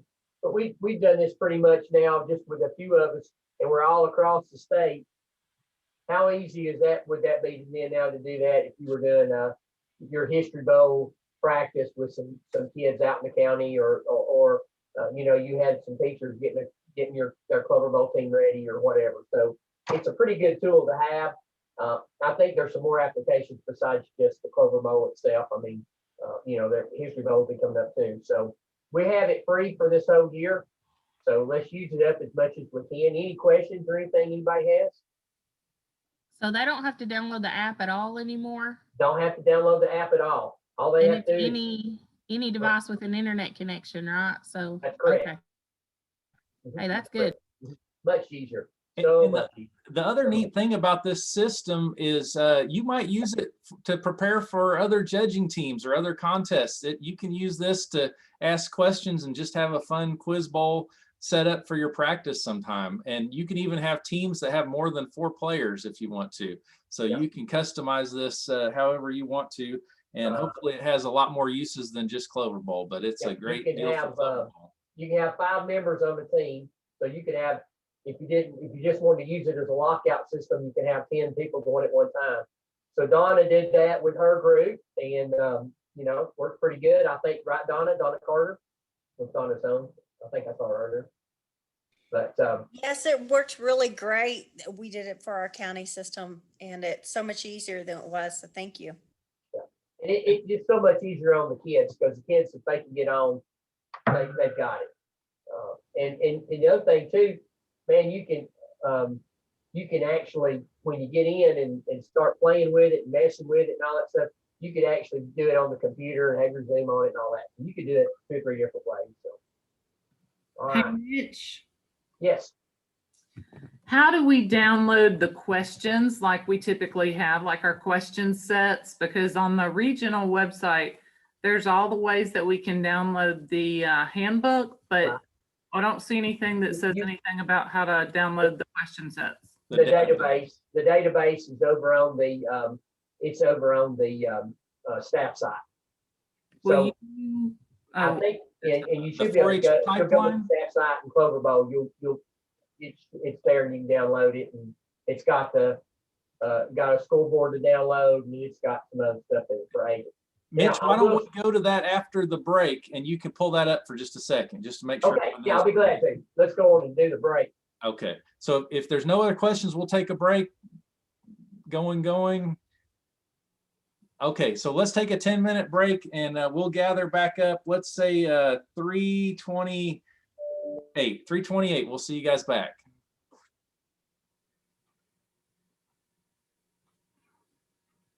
Mitch, that was pretty good. We ran through a whole match in less than 10 minutes, I think. Yeah, that's good. That's great. Helps when everybody really knows their Clover Bowl answers. Yeah, they do. They do. Yeah, well, Amy and Lynn there. Amy's a ringer, isn't she? Yeah, I want her on my team next time. That's good. All right. Well, I think we're doing okay. We got Ryan. Is Ryan in? And I don't see. I've messed up my deal here. I have. I'm here, Mitch. I did get rid of the self-view. Or let's see.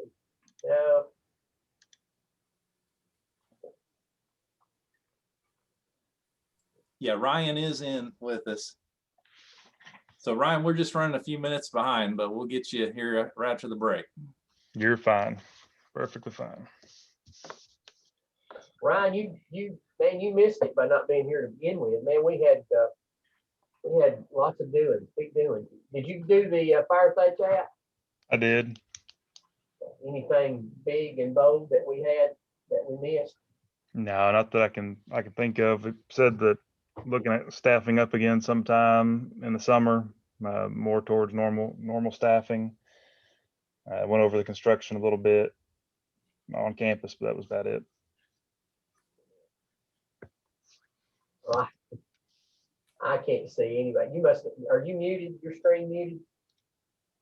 Yeah, didn't have the camera on just yet. Yeah, I've turned off for some reason, somehow or another. I've turned off all of my people. I can't see anybody but the ones that are on, which is fine.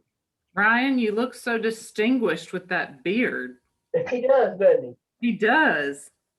He doesn't look like a kid anymore. I think in your mid-30s, you stopped passing the kid phase at some point, right? At some point. 30-something. I had Cindy Cooper was on earlier. I knew her, Cindy Cox, and her and my wife were the same age. They graduated together at the same time, class of '83. But I had they were in 4-H. She was in 4-H and all that stuff. And I remember, I told her, I said, you remember that soccer game? We had a soccer game at 4-H camp at junior high camp. I was a leader and was coaching their soccer team. And that soccer team that was back when you didn't have soccer at camp. That was a new thing. Hey, Mitch, Go ahead.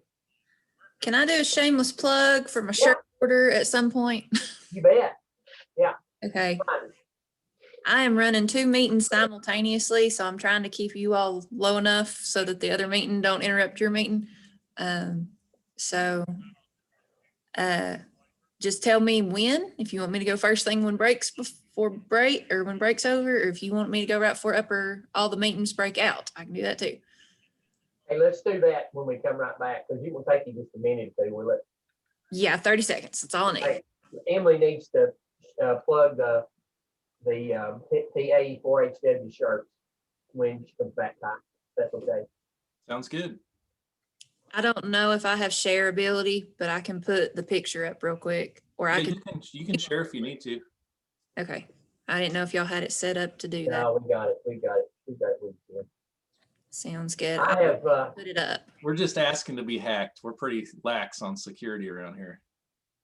I have messed up my deal, so I can't see anybody but those that are unmuted. on my deal. I don't know if anybody else is that way now, but I don't know how to fix it. So Mitch, I went down or went up to the view button. Yeah. Well, where was that? Yeah, it's view button. Yeah, if you go to the top right. There it is. Show non-video. I got it. It's not where it was when you set it to go that way. It used to be like up at the top.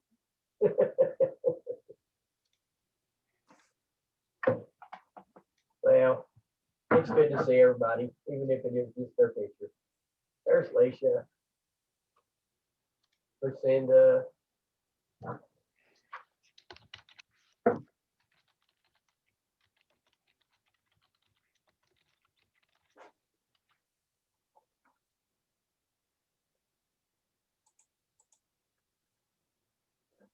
You know, a fun little game to do during the break would be to go around and guess where each person's picture was taken if they don't have their video camera on. There's some interesting ones on here. Let's see. Sydney's is taken at Morgan Hall, I bet. Looks like Morgan I Hall. think I can identify where Jessica's picture is taken, but I can't do too good on the others.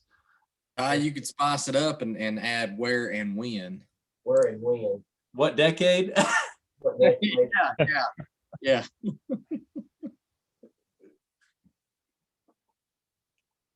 All right, you guys going to meddling now. I mean, my picture was taken when my hair was short, so that should be pretty easy. Mine was taken when it was black. I always thought Rick Thomason had the longest running picture. I think his was like from 20 years ago there for a while. Yeah, Melissa says she's going for that now.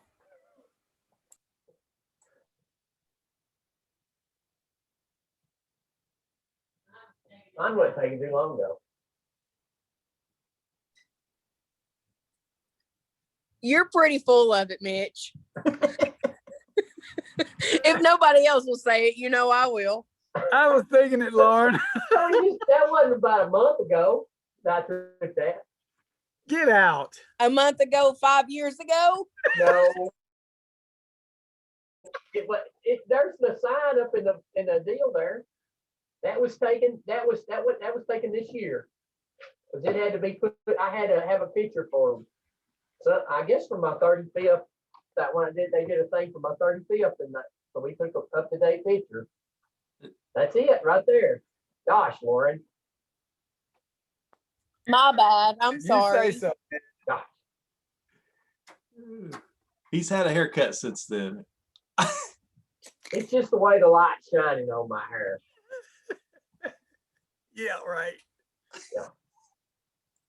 I need some of that special lighting that David Yates had that makes me look about 10 years younger. We'll just come right down the hall and I would take care of it. What color would you like? Something. What was it, Megan? I think I'm a warm light person. So. You can play around with the settings, see if you're warm or cool or neutral. There's neutral too. Neutral. I could be neutral. I think some purple hair would be pretty cool though. Purple hair. And if you don't like that, we've got those colored filters. We'll just Yeah, I can go back to pink for Justin Thomas's benefit. Justin Thomas's favorite color is pink. Do not let him fool y'all. He likes to know that he is cute. Well, I'll tell you what, in those photos, I know who has the best earrings, and that's Maria. I just noticed her clover earrings. You see that? That's pretty cool.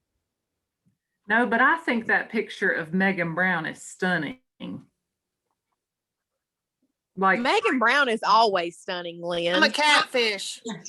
She is stunning, but that picture, look, it looks I'm a total model-worthy. catfish. Are you?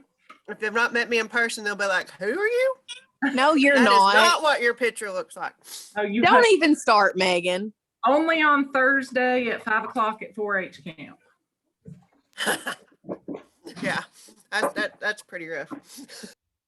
Thought Megan was saying she was a cat, and No, you I'm a thought that was kinda- catfish. That's what I tell kids all the time.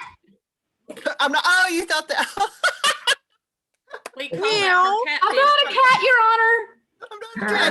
I'm not actually a cat. Best one. This is so great. This is morphed into like a junior high honor club meeting. I love it. Yeah, that's about right. True story. All right. Well, it's 3:28, so let's get started again before we get ourselves into much Oh, hey, I was gonna show you that. Lynn, do you still need to see that website? No, I found it. Karen and I were discussing, so we're good. Okay. Mitch, it might be good to show because there's some newer agents on here. I think that would be. All right, well, I'll do it. Let me see if I can do this right. Or we'll let Emily go ahead, and then you, and then we'll get to Yeah, Ryan. let Emily go ahead and tell her thing, and I'll see if I can find the webpage while that. And thank you, Maria, for posting the link. You're welcome. That's in the chat is a link to it. Yep. All right, so I'll present. I told them I needed 30 seconds, so thank you guys. I'm Emily Barton. I'm the 4-H agent up in Carter County. That's near Elizabethton and Johnson City. I am on the scholarship committee for the 4-H Association, TAE 4HW, and we are in the middle of our t-shirt order, which all funds raised are going to go to the scholarship for agents and program assistants who are members of the TAE 4HW Association. And I will be sending out the application for that scholarship in April.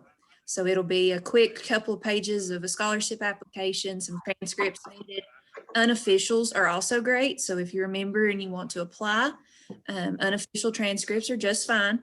And then we will review and announce the scholarship winners at our association meeting. I am seeing comments about my background picture. This is from Keith Hart, and I don't know how to move my head, but that is when the Friendship Circle was built many, many moons ago. So that's a kind of cool picture for us he shared with me. How short the trees are. Yeah. So with that, I'm going to share the form for the t-shirt order. Share screen, show that to you guys. We did extend the deadline until the 15th. You can have members in your client's order. This is just for the leaders and agents. So anybody that wants to buy one can buy one. The pullover is going to have this Tennessee 4-H pocket embroidered. I ordered one last year. It is my favorite thing to wear. It's very cozy, but it looks very professional. It's a very nice quality. The raincoat is black. It also has the embroidered Tennessee 4-H on the pocket. Looks very high quality. They are a bit roomy. I have a medium and it fits like a large. So if you're in that kind of boat, they are a little bit big on the raincoats. The pullovers fit very true to size. We also are doing the t-shirt in long sleeve order. So the t-shirt, they're both going to be 4-H green. The pocket design will be screen print in white, the Tennessee 4-H clover and logo. And in the back is small acts of kindness done by billions transforms the world. So as we're looking towards Earth Day, as we're looking towards summer service projects and even winter service projects, it's a great shirt for those type of events. And then kind of memorializing our COVID-19 year.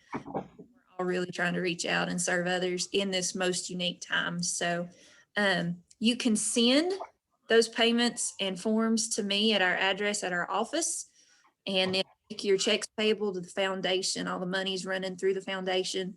And I know I've gotten from several counties their orders and they're ready to go and are going through, and we will hopefully have shipments out by the end of April. Do you all have any questions? Is cash or check the only way we can pay? That's all I have set up. I know Ryan's on and can follow me with if he has any ideas for anything different.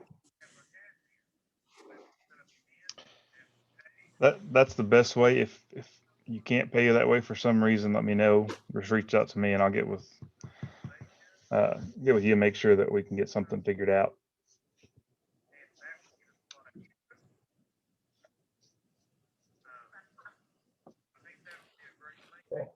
All right, I will give it back to you guys. Thanks so much. Okay. All right, real quickly, I did want to show you this. Let me share this real quick. Just quickly how to get over there to it, just in case. All right, are you seeing that, Ty? Are you seeing the web page? Yes, Yeah. sorry, I could not Okay, hit the mute button. Right. We see. All right, no problem. So just a quick, so that y'all know how to do that. If you go to our regular 4-H page, you hit the little buttons and you go over here to faculty and staff login, and you may have to go through the login process. For me, it just comes up when it comes up. Oh, wait, what's taking so long? Hang on here. We're having a fun day with the old sharing. All right, here we go. So I'm gonna make this a little bigger. So can you see all that now, Ty? We can see it, but it's still just a square.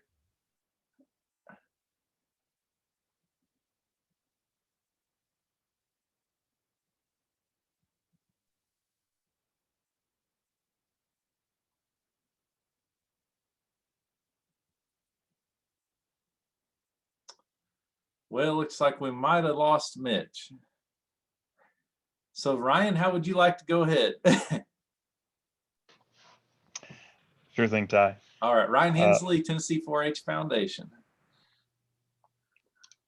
Let me share my screen real quick. Is it showing up okay for everybody? Looks good. All right. So I'm not going to take a lot of time and try to leave plenty of time for questions. But regional staff was nice enough to invite me to share a little bit about what the 4-H Foundation can do to partner with you in your counties and let you all ask some questions about things. So real quickly, I think I've worked with most everybody in the region at this point, and there's some new faces that probably haven't worked with just yet. But a lot of times I get questions about what can I use the funds for? How do I access them?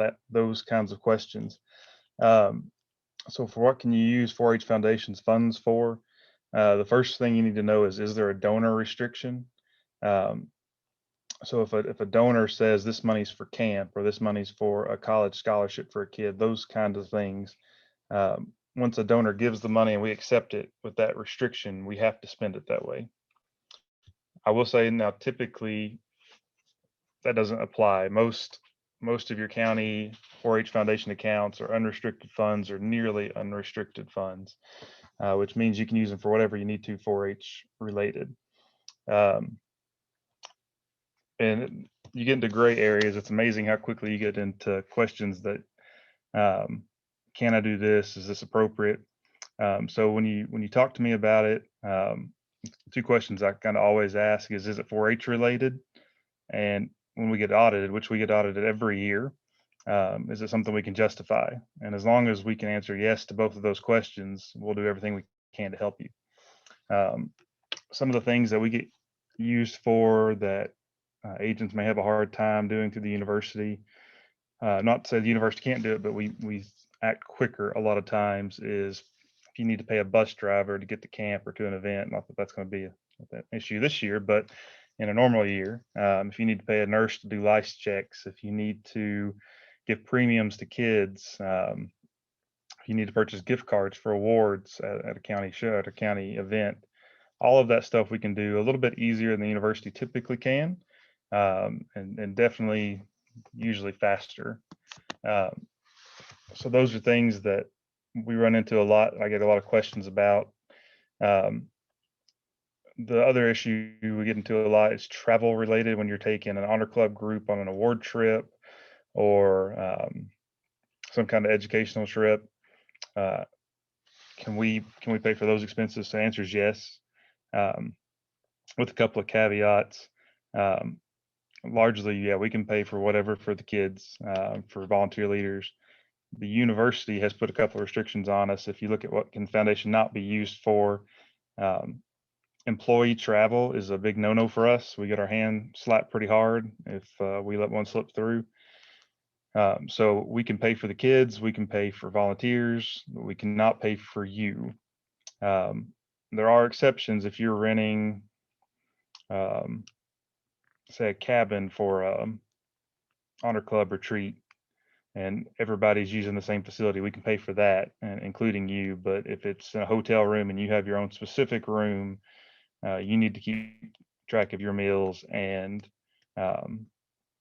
lodging yourself. The foundation can, if you want to use foundation funds to cover that travel, you can. We just can't directly pay it. We need to reimburse your county account that your travel comes out of. But it can be, we can pay it, we just can't pay it directly to you. On a similar line, the university forbids us from paying an employee of the university, or TSU for that matter as well. So if you're wanting to hire another extension agent from another county to be your judge of one of your livestock shows, we can't pay them directly. Again, there's a workaround. We can actually add it to their normal paycheck through the university if you want to go that route, but it's taxed just like everything else. So it's doable, but we can't directly pay them like we could if you were pulling an outsider.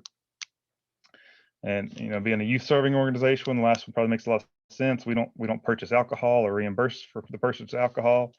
We've actually run into this once with the association, TA4HW, where somebody purchased alcohol for a conference.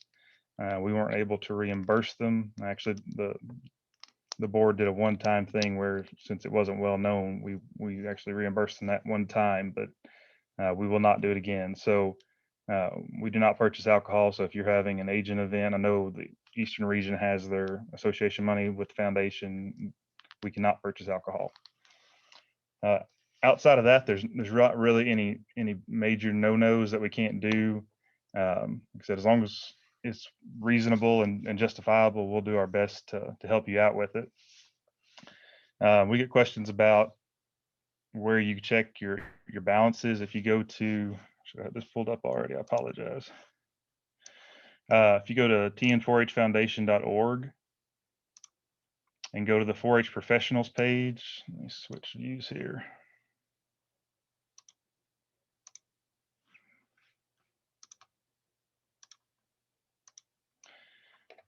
This is where you access all of the 4-H Foundation's resources for you. The biggest thing you're going to use is the forms page or form section. That's how you get money in and out of the foundation. If I don't want to waste time going over that, but if you want to have a discussion with me about how to use those, feel free to reach out to me. There's some examples you can use to figure out what you need to do. But the account balances section is where you can log in on a daily basis, and it hasn't been updated daily during COVID-19, but we're still updating it pretty regularly. That'll show you the balance of your current account, or the current balance of your accounts, the accounts your county holds.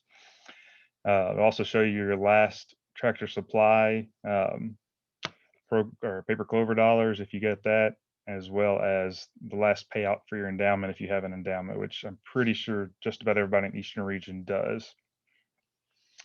So all that's accessible right there. The other thing is we get a lot of questions about, it's not like Iris, we can't log in and see what exactly is going on. Anytime you want to see that, email TN4H or 4H Foundation at utk.edu or me personally, and we can send you a spreadsheet with what you've spent and what's come in over a certain period of time, whatever length of period you're wanting. We'd be happy to send that to you. We're going to start gearing up and sending that to the county directors again on about a quarterly to semi-annual basis anyways. So your county director hopefully will start getting that on a semi-regular basis anyways. The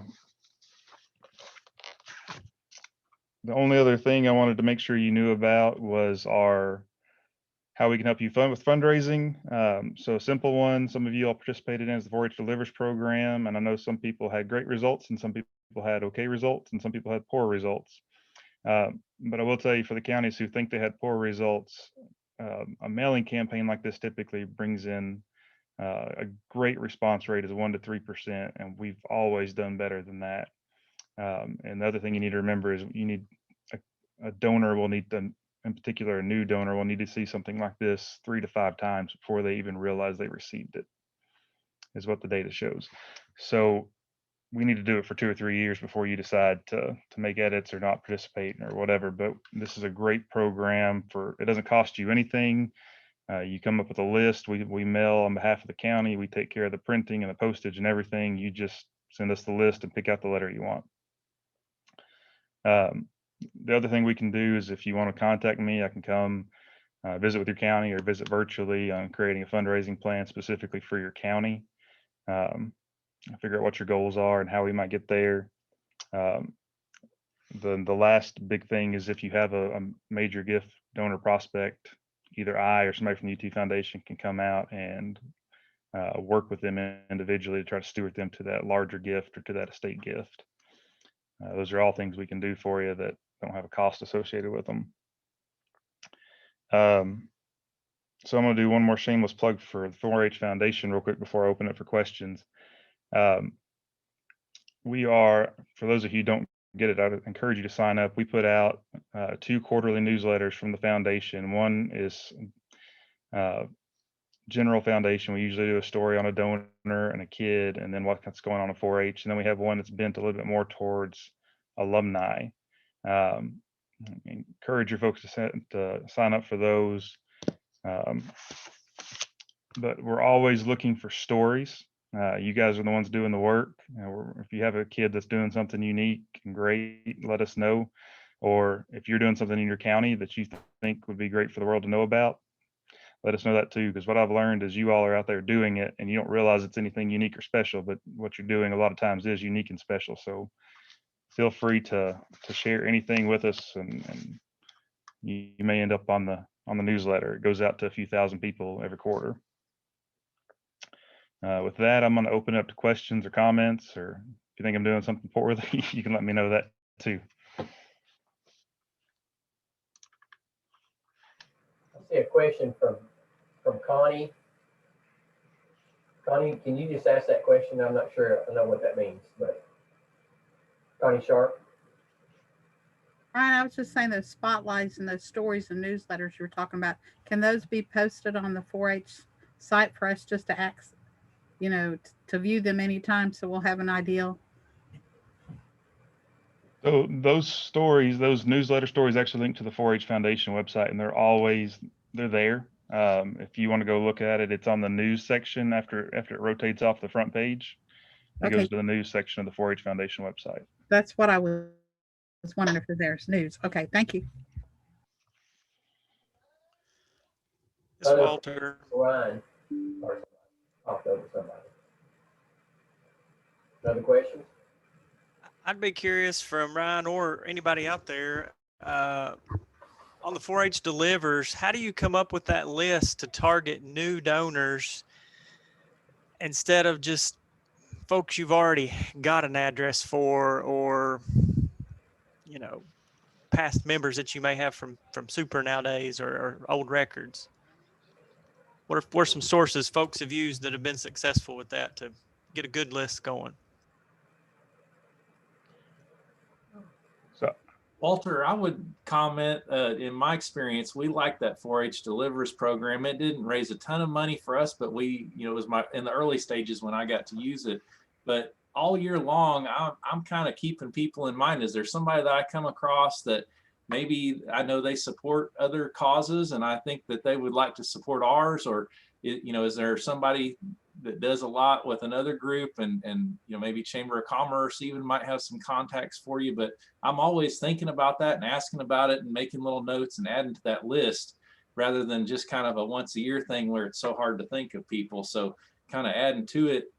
And if your whole staff does that, I think it can add up over a year, and you'll have some fresh new folks on there that you can just keep going back to. Yeah, we've done it before and been able to get, receive some donations, but just trying to think of. And I wouldn't limit yourself to just 4-H people. Think about other people that want to support good causes and local things like 4-H in Sullivan County. So I will echo what Ty said. The sitting down and making the list, if you try to sit down and do it in one go, is going to be a challenge. The letter we formatted is targeted to individuals, but it can certainly be sent to local businesses if you're not reaching out to them. It costs us, because we can do non-profit postage, it only costs us about 25 or 30 cents a piece to send those out on your behalf. So we're willing to take a chance for you. So as long as you can come up with a good list. The other thing I would encourage you to think back, and if you have anybody that's active in your county who was a longtime volunteer, a retired county director, any of those folks that are still in your county that could give you 10 or 20 names. I mean, not a ton, but just if you can seek out some of those people who can help you make connections with people who were once active with the program or have a passion for youth programs in general. That's the kind of people you want to target. And again, just because you don't get them on the first year doesn't mean you won't get them on the third. I've seen some really interesting data on mailers, especially when it's a first time contact in a while, that literally people don't even realize they've received it till they've gotten 3 of them. So It's a great way to test people, and it's a no cost opportunity for the counties. So I think the lowest we've raised is a couple $100 doing this, and some counties have been very successful raising thousands of dollars. So I would just keep an open mind about who you add to your list. If you have a 4-H advisory committee or a group of 4-H volunteers, that's a great group to give you some names. Maybe you could challenge them to each give you 5 names, and if they can put an address with it, that's even better. But you can probably track those down through your county offices one way or another. I know example after example of where, maybe I played pickleball with somebody. They tell me they were in 4-H 30, 40 years ago. They're on my list automatically. They had a good experience. It might've been a long time ago, and they're going on my list. So all kinds of ways to do it. And I'm not trying to encourage you to poach from different counties, but a lot of times 4-Hers move from your county to a different county. Don't be afraid to look outside of your current geographic area, especially at your 4-H alumni who are older than 30. That's a good target audience for you. Well, that's a good lead in for my question, Ryan. Responses, do they come to you? Do they come to us, or both of us, or what? So that's actually up to you all. One of the options is, do you want to have it come back to your county office and you all collect those and submit them to us, or do you want us to handle it for you? What about, go ahead, I'm sorry. I was gonna say, so we can do whatever works best for you all with that particular program. All right, what about return mail? Because we may see it, we may not. Some post office just destroys some of it without returning it. So where does that go? So the return mail is going to probably come to us, because we're going to send it, in order for us to get the nonprofit postage rate, we have to send them all in 4-H Foundation envelopes. They have to be exactly the same on the outside for us to get the bulk pricing. And you send that to us, the list to us of Yeah, we have the same issue. We don't get nearly all of them returned. But yeah, what we do get returned, we'd be happy to share back what didn't get through. Okay, thank you.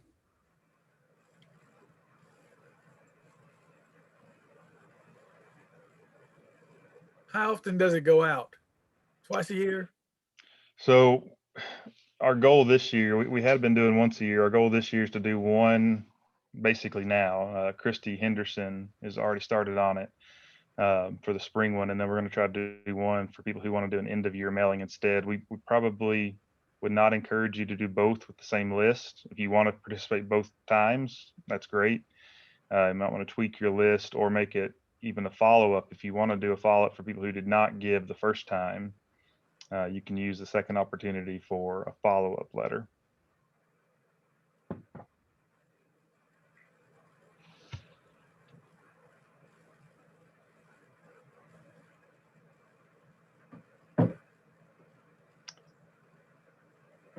Any other questions?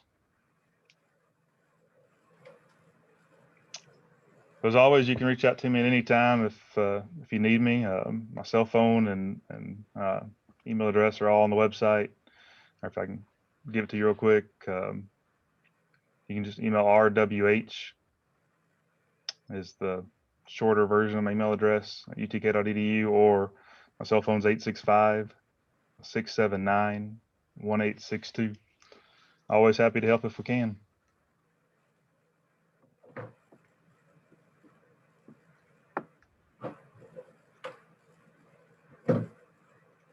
Okay, sounds good. Thanks, Ryan, for being here.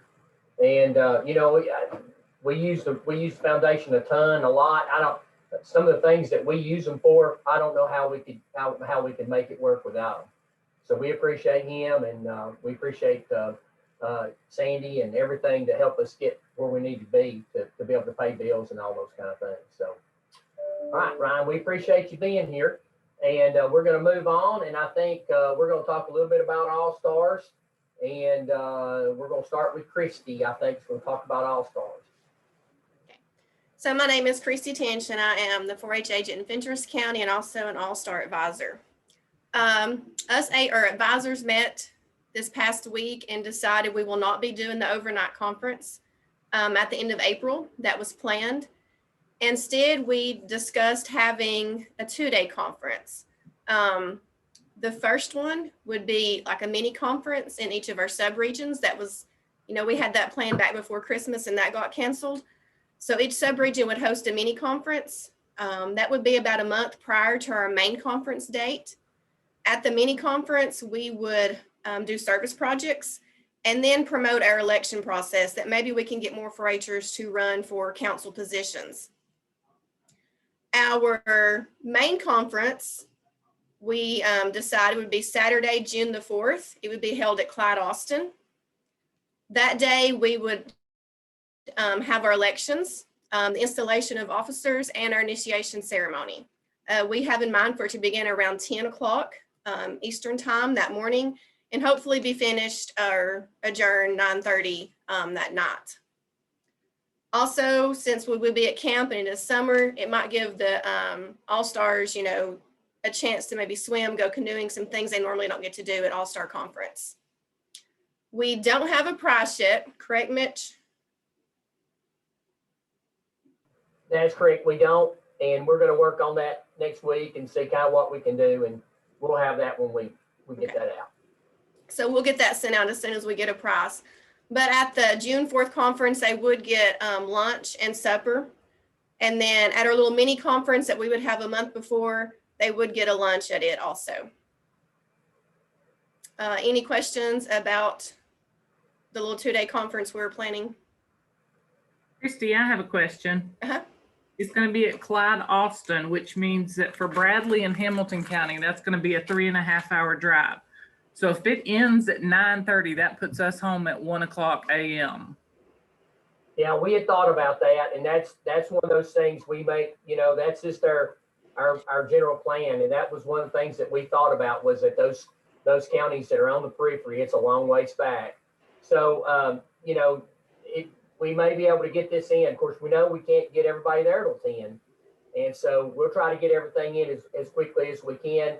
Of course, it'll be in the summertime, so it probably won't be getting dark till late, but we'll try to make that. We're going to look at those times as hard as we can. Just try to get in. We don't know what is a better situation or solution for that, but because we don't know when we'd have to stop to really get everybody there at an early time. Right. I get that, but at the same time, if I've got a senior in high school that is going to drive himself up there, he'd have to leave at 6:30 in the morning and he wouldn't get home till 1 a.m. That's a long day.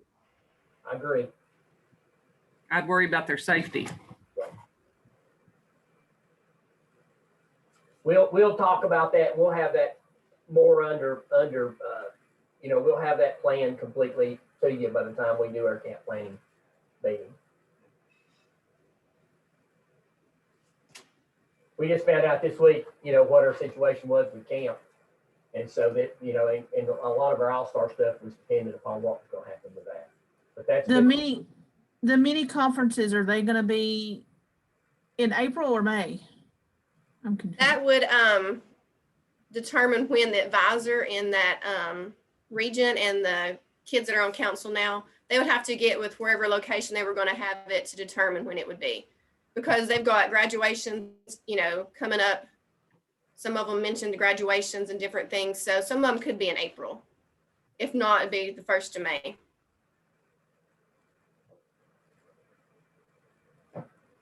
Thank you. I said they were confused. Can we clear that up? Yes. Oh, did we? Oh, we did. Okay. Any other questions about that? Well, we're going to try to have a great conference. Conferences, but this is probably we feel like is our best situation to be able to try to have something. And we want to have a face-to-face and get those kids elected and all that stuff. They've not seen each other. Last spring, if you remember, was virtual. We weren't able to have our fall conference. So this is this council has worked through this whole thing. They've been born into COVID and going out with COVID. So tough situation for them. But we'll work on it, try to make it as good as it can be. All right. Tom, we'll turn it over to you. All right, thanks, Mitch, and thank you, Christy. We're gonna jump to quilt camp, and I'm thinking Nancy may have something for us, or she may have someone else to share. Yeah, let me go through. Vicki Clark is chairing quilt camp, and so if there is a committee member on that has additional information, please feel free. I do want to share. They have looked at some different options, and so they should be sending some things out in the near future.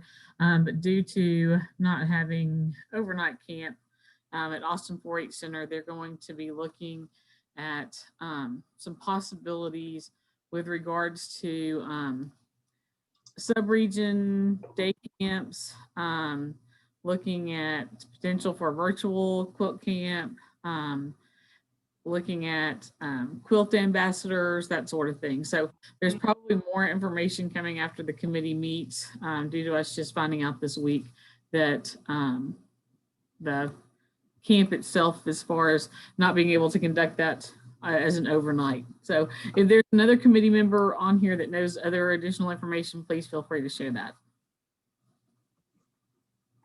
Hey Nancy, this is Connie. You're pretty much on target, but if we go the off the Zoom thing, it would be like in sub-regions having kids sign up. They would have to have their sewing machine and us do Zoom, show videos, provide kits.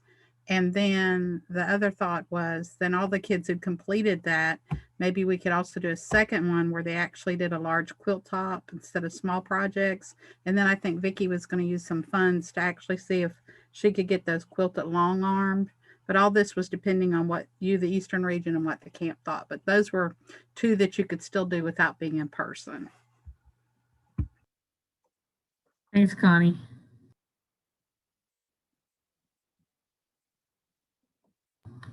Ty, I'll turn it back to you. Oh, how about Fashion and Design Conference? Yeah, Anastasia is going to share information about that, please. Hey, so I'm Anastasia Saunders. I'm the co-chair for Fashion and Design Conference this year. Elizabeth Renfro in Washington County is the chair. And we have been having some discussions about this before we knew for sure that overnight camp was not going to be able to happen. What our goal is and our hope is that we can do is a one-day fashion and design conference in each of the sub-regions. And so it would kind of be like a traveling, road show kind of thing, where they would be hosted on different days, just depending on what we could get worked out with each of those areas. And it would be the classes that we would hope to offer at Fashion and Design Conference. As best as we could do, with social distancing and all of that. We really don't want to go the virtual option. That's our last resort. So we're really hoping that we can work out these one-day sub-region camps. And so what we need from you all is to send either myself or Elizabeth a list of venues that you may know of in your sub-region that could safely host 50 people and be socially distanced. And so what our goal is to allow 30 kids from each sub-region and then the staff that it's going to take to teach those classes and serve lunch and all of that. So if you know of a location, that isn't going to charge an arm and a leg, obviously, in your area, and you can send that information to us, we would appreciate that. This will allow us to have more kids do these classes. Usually our number is limited to 108. So with each of the 4 sub-regions, we would be able to get 120 if we can do 30 kids in each area. So that would be a good thing.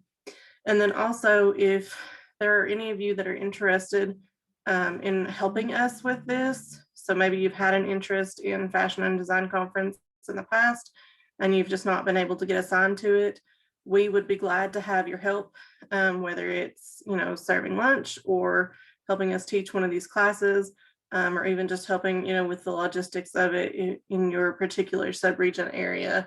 then we would most certainly welcome that. Just let Elizabeth or I know that you would be interested in that. And there will be a fee probably to do this camp, but it will not be the $100 that Fashion and Design Conference usually is. Our hope is to be able to get away with less than 50.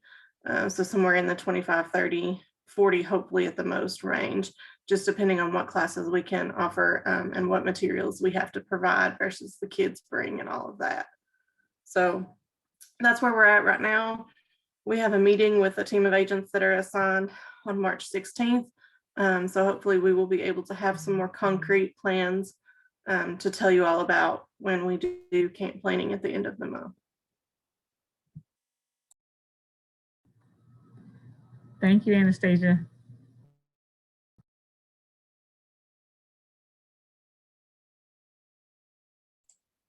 Okay, so the next item on our list is 4-H camp update. So earlier this week, the same day you all found out, I think we found out, and I think the camps found out that we're going to go to a county day camp system in each county with a 4-H camp traveling road show. So I know there's tons of questions about this, and Mitch and I met with Scotty that afternoon and sort of talked about how could we tackle this and make it as come together as quickly as possible for a plan that everybody can be happy with and provide input. And so we've come up with a well, the general game plan is that Scotty would like to take take a few of their staff members out and actually have a day in every county. That's his goal, to have at least one day in every county. They can come out with all kinds of different programs, and he wants this to be something that customized for each county, for what you want those 4-Hers in your county to experience, knowing that we can't go to camp. And he even commented that he is thinking that if somebody had a park where they had a lake, that he might be able to bring kayaks and canoes out there on a trailer and give them that experience. So he really wants to work hard to give them a really positive experience. And the whole idea, besides having that great experience, is give them something they want to come back to 4-H camp for in 2022. So it's a marketing opportunity and it's a youth development opportunity. Scotty also does plan to offer counties to come to the camp. In addition to that day camp, you could set up a day for you to bring a group to 4-H camp. And I say bring, it may be that everybody drives theirself, but you know what I mean. If you're not too far away and you'd like to pull something like that off, the camp is available for day camps in person there at Clyde Austin also. So we've got a form, and I'm going to go ahead and throw this in the text chat if you want to see it, and I'm also going to bring it up, and so you can go ahead and access this. Let me share my screen.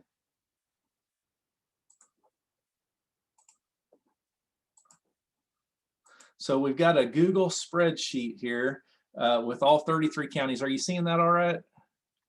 Okay. Good deal.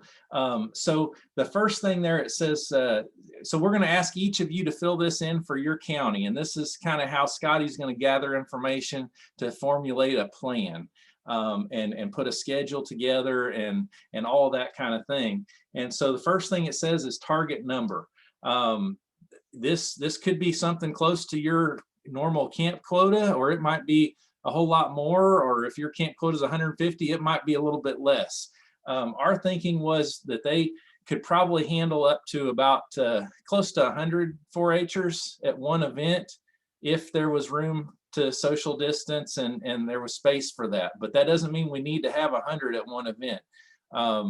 If you have 50 at a lot of these county events, I mean, that's great. Some counties, if you have 30, we're doing good. So this is just what you want to target for your county, the target number. Okay, if you don't hit that target, no problem. We're just saying that we might have as many as this amount, and so that helps Scotty know how many camp staff he may need to make sure he has assigned to come to your county that day.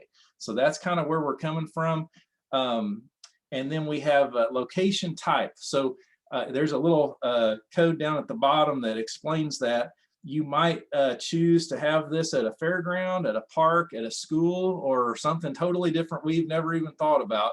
But if you could just kind of give the general idea of what this location is, and then location name, and then go ahead and give a street address and city. Now, one thing we totally understand is there's no way to confirm a location unless you have a date to go with it. So right now, we're going to ask you to fill in what is your first choice for a location to have this day camp in your county. So go ahead and put it in. This is the best case scenario. And if he releases that schedule and you can't get that location, then we want you to call Scotty and say, hey, can we change? We need to adjust this date. And that's going to happen. You know, we're not going to have the schedule perfect on the first draft, but we're going to be flexible and swap things around to be able to make it work for everybody. Ty, Yeah, I have a question. sure. So just speaking from Hawkins County, we're semi close to Greenville. And I know that our kids in our county would rather have as close to a camp experience as possible. Is there any way that we can do our day camp at Clyde Austin, or do we need to do it within our county? I think it's a strong possibility, Lauren. So go ahead and put that in your request there, and just put 4-H Camp Clyde Austin, and maybe say something in your comments like, we're close and we think we can get a good group of kids to just come on over to the camp, and that'd be the best experience. So it's all about, you know, giving youth in every county an opportunity to camp one way or another, and having a positive experience. So you can put that in there and probably have a conversation with Scotty about that at some point. And I would be pretty optimistic that he can work that out.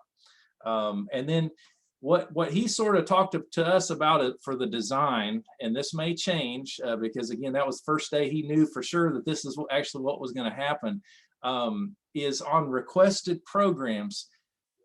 You can, if there's some special things that you really want them to do, if you want them to bring some snakes out, or if you want to bring those kayaks and canoes, or shoot rockets, or whatever that is, you can ask for some of those things specifically right here, and that will help them formulate a plan for the day.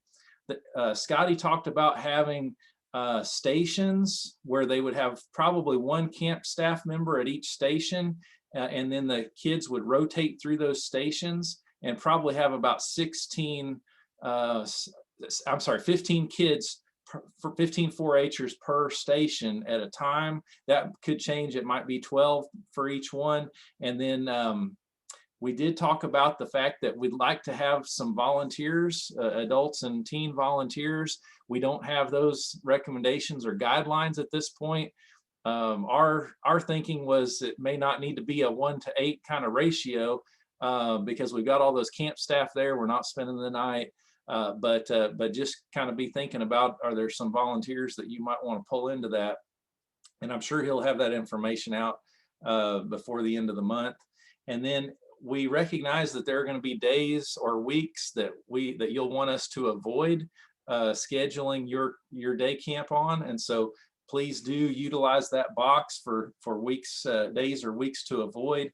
And I would be thinking about all of June and even all of July, because I don't know, how we're going to fit all this in. He talked about maybe he could do 3 days a week coming out to counties. And then if he comes out on Monday, then on Tuesday, they would actually take time to disinfect all of the things that they use for camp before they go back out on Wednesday and run another session. If they come down to Polk, they might hit Bradley the same day and have a big group of camp staff and split 2 ways. So there's all kinds of different ways that he's formulating to figure this out. And then if you have any additional comments or requests or anything, if you want to ask for something crazy, could you do this? Feel free to throw it in there, and I know he's going to try to make it work if he can. The one thing I didn't mention was price, and they don't know about that, but I can tell you that Scotty's perspective there was not to charge any more than he needs to.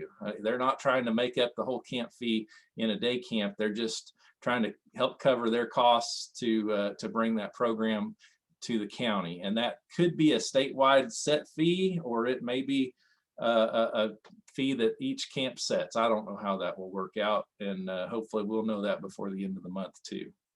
So this form, we'd like for you to have it submitted or filled out for your county. You don't have to submit it, you just fill it out, and everybody can edit that on their own. And it saves, and Scott, you can look at it in real time and go see what other people are asking for, where they're having their camp if you want to check it out, and you know, get some ideas and share ideas. But we would like for you to submit this by March 12th and have your information in those in the spreadsheet. So March 12th, that gives you basically a week from today. And you know, if you need a little more time, just put something in the comments. You're working on locations or something, and that's fine. But I would for sure put in the dates and weeks to avoid by March 12th, so that they can start to work on that schedule, because that's the part that is the most complicated, I think. And they really would like to have that schedule for you by March 30th, when we meet for 4-H camp planning meeting.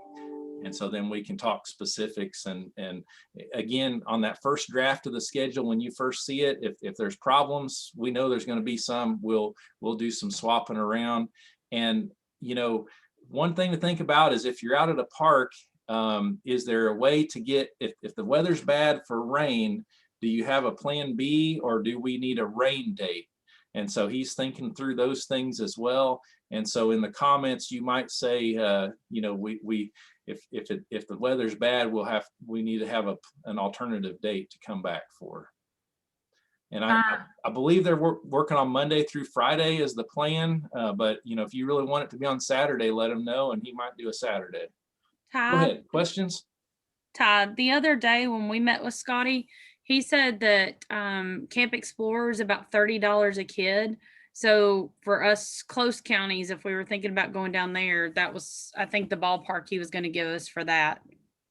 And that probably includes a meal. And that's another thing. He is thinking he would like to provide a meal when they do the day camps. It might be hot dogs on a grill or something like that. But if you happen to know, and I talked to, I think, Elizabeth in Hamlin County, she knows that she can get meals provided by the school system every day in the summer. You might put that in the comments. Maybe they adjust that fee for your county if you find a place or a way to provide a meal. But they would like to give them a good meal that day. Ty, I have two questions. Sure. The first one is, have they talked about whether or not this will be a half day, a whole day? I mean, what do we have any idea? I think they're planning a whole day. I think they recognize that, you know, parents work. So if you have a day camp, it pretty well needs to be from when they go to work to when they get home. So I think that's the plan. I have not heard half day at all. So I think we're looking at a full day. Okay, thanks. And second question is, are we not still operating under the no more than 50 participants? So we just have to get an exemption if there's more than 50.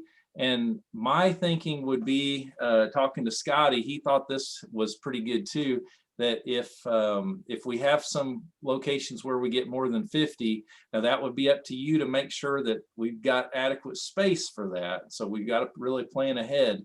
But if you can handle more than 50, I think that they'll work it out to get an exemption for all of those 4-H day camps, and they'll probably have some certain protocols that they'll want to follow for those, just to make it consistent. But I think we'll be able to get a exemption that goes across all of those, if that makes sense. Especially since we're not, you know, we're at a lot less risk, I guess, because we're not bringing kids together from lots of different places. It's kind of staying local. So we feel like we can work with that number if it's above 50, but probably cut it off at 90 or 100 was kind of what we talked about. That could change. Big kicker is going to be that location. So be thinking, you know, where you could have that location at, you know, where would be the place. And, you know, it doesn't have to be at your office. It could be at a park or be somewhere like that. So just be thinking about that. That's the one thing we can do a little bit ahead of time. And there may be some counties that have a low quota and have a large number of 4-Hers that come to this. So don't limit yourself thinking about your camp quota, because this is a totally new ball game. And this could be a big hit if kids can't get to other camps and things this summer. Could be really popular. And he even talked about the possibility of coming to 2 days. If you've got a huge number that want to come, he might come back a second day with his staff. Go ahead, Emily. If our county school system is allowing us to use buses, do we follow their protocols, or is there something we need to follow specifically from you guys? We've got to figure that out. Unfortunately, we don't have that answer for you. And we've been getting that question from other counties too. You're not the only one, Emily.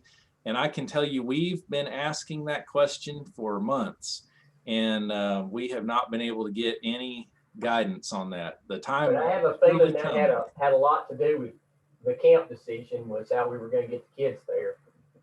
So that may have played into that. I don't know if it did or not, but it could have. So yeah, it's an issue. Yes, we'll continue to be asking for it, and hopefully we'll have some guidance for you. That will play a large role in whether we go to camp, which would be our first choice, versus them coming to us. So as soon as you guys can get something, that would be great. And Emily, I would share that with Scotty as well, and he can put that in the ear of Justin Crow as well. So he's hearing that from different angles, because we feel like that's very important. It's critical to be able to do everything we want to do. Thank you, guys. All right. Any other questions? We probably need to move on, I believe. I think we do. Yeah, we've hit it pretty hard. Okay. Look at that spreadsheet getting filled in. You guys, way to go. That's awesome. Yeah, there you go. Good deal. All right, so, and you mentioned, I guess, our camp, that camp planning that'll take place on the 30th. So we will have some stuff to talk about. So just quickly, I guess we're ready to talk about events real quickly.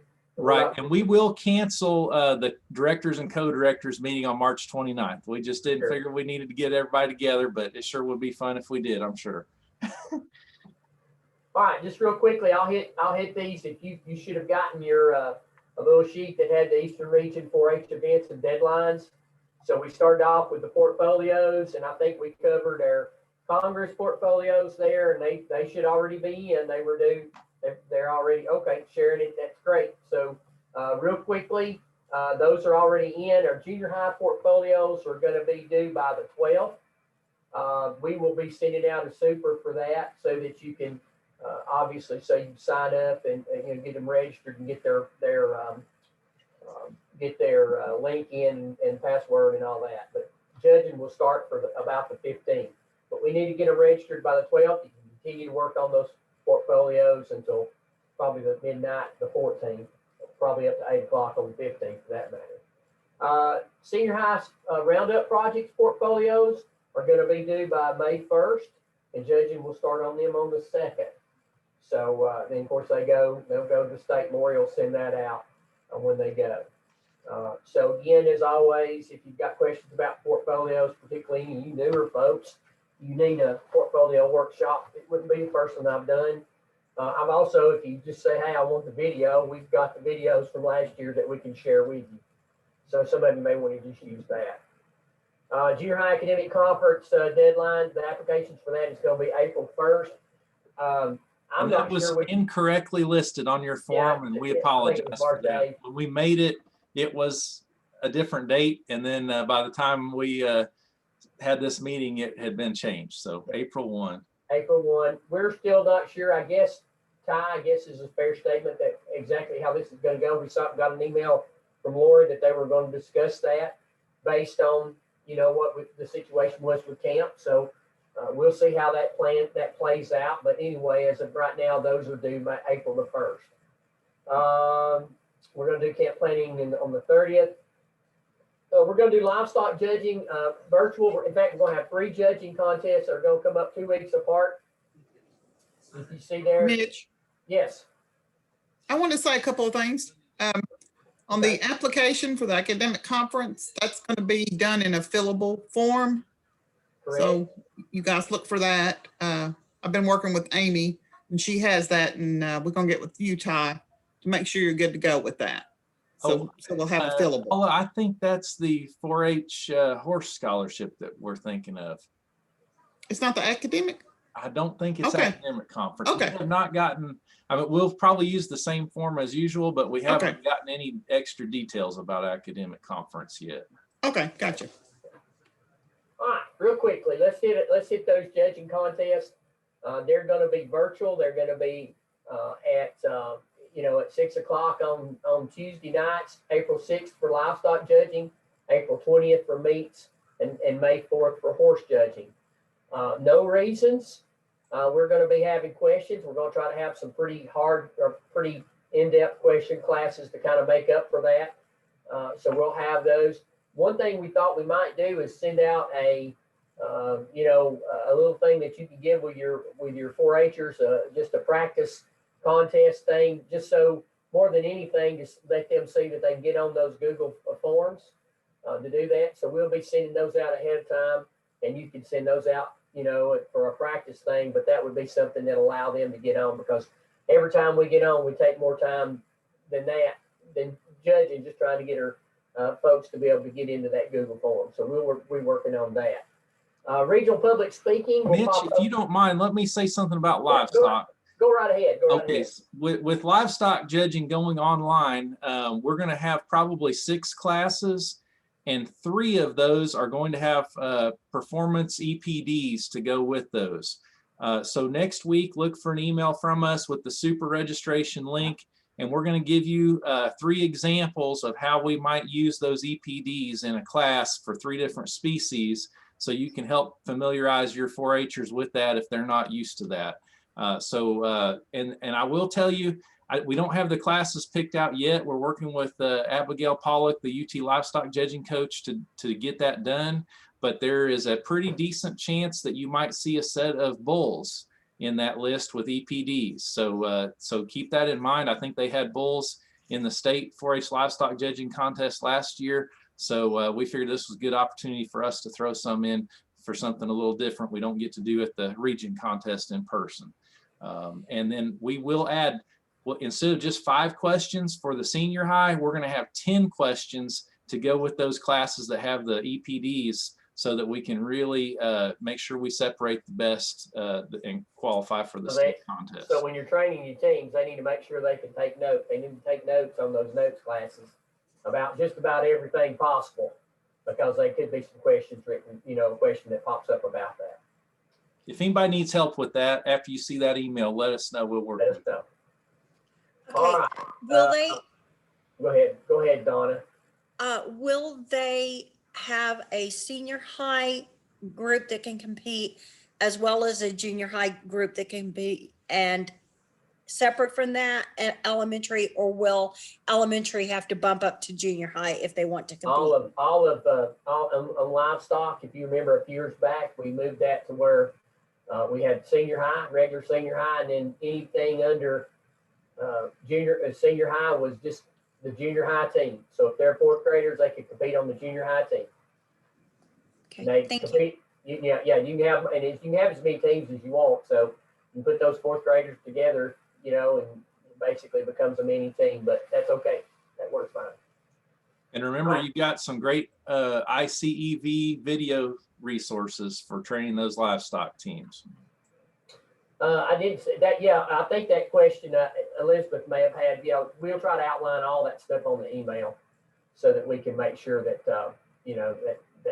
what that has. We'll so that know. All right, Megan, did you have a question? Yes, I did. Sorry. Just as a clarification, because my kids are younger, you are going to have questions for those younger classes, or for the younger divisions, right? We'll have questions. We'll probably just stick with 5 for the junior high division, and then we'll have 10 for the senior high. All right. If you got some more questions about that, feel free to holler. Let's move on, Ty, and we're going to say, looks like public speaking. We've got that scheduled for May the 8th, and right now that's going to be a face-to-face contest. And here's what we're going to do. We're going to make every arrangement we need to make in order for it to be a face-to-face contest. So we're having it at Brim. We've got Brim reserved. So, you know, it may be a situation by that point that we can kind of come in and everybody get in the arena. It may, you know, it may not. It may be that only the families come in one at a time and with their speaker, and we do it that way. But we are planning on making that a face-to-face contest. It will not be necessarily a face-to-face event, if that helps, okay? But it will be a face-to-face contest. Clover Bowl will be virtual, and it's going to take place May the 19th. I think we've updated our page. Walter has already seen that and found a mistake. I appreciate that. We'll change that. But we do have the new rules on there, and does have the schedule. And I think the 12th or something like that, the Friday before is when we've got a registration deadline for that. Those supers will go on. When that super goes out, you'll be getting that via email. Wildlife judging contest, I jump in, or Nancy, either one. I'm just running through these. But wildlife judging is scheduled for May the 20th. We're hoping that will be a face-to-face contest. We don't know at this point. If it is, we'll have it out at Holston. We've already made arrangements for that. We'll see how Craig's going to work that, you know, and we'll just see. But we hope that that'll be a face-to-face, and that we'll just try to separate out. Again, if things get a little bit carried away at that point in terms of transportation and that sort of thing, we may back off of that. But our plan right now is for that to be a face-to-face contest.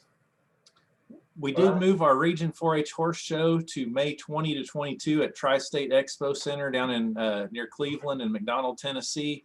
And basically Roane State is still shut down. They're not having any events there at their facility. So this was the one way we could try to ensure that we actually got to have a Region Horse Show this year, which was canceled last year. So we do have a few folks that are assigned to that event that with the date change are not able to do their assignment. So if you are not assigned to Region 4-H Horse Bowl, and now you know we're not going to camp and all that, and you'd like to be assigned to Horse Show, we could really use about 3 or 4 more people to join us. So if that's you, let me know, and we'd love to sign you up. Otherwise, we may be contacting a few folks or sending out another request and saying we still need a couple volunteers. So there's an opportunity for you. Yeah, Maria, if we do have that wildlife judging, it'll be at Holston Farm where it always is, if it's face to face. All right, keep going, Ty. Okay, we've got the Junior High 4-H Academic Conference dates there for you, but of course that could change as we realize we're not going to be in person in Knoxville. I think it's for sure going to be adjusted. It may be that we have a Region Day event that week. I don't know for sure, but we hope to find out soon.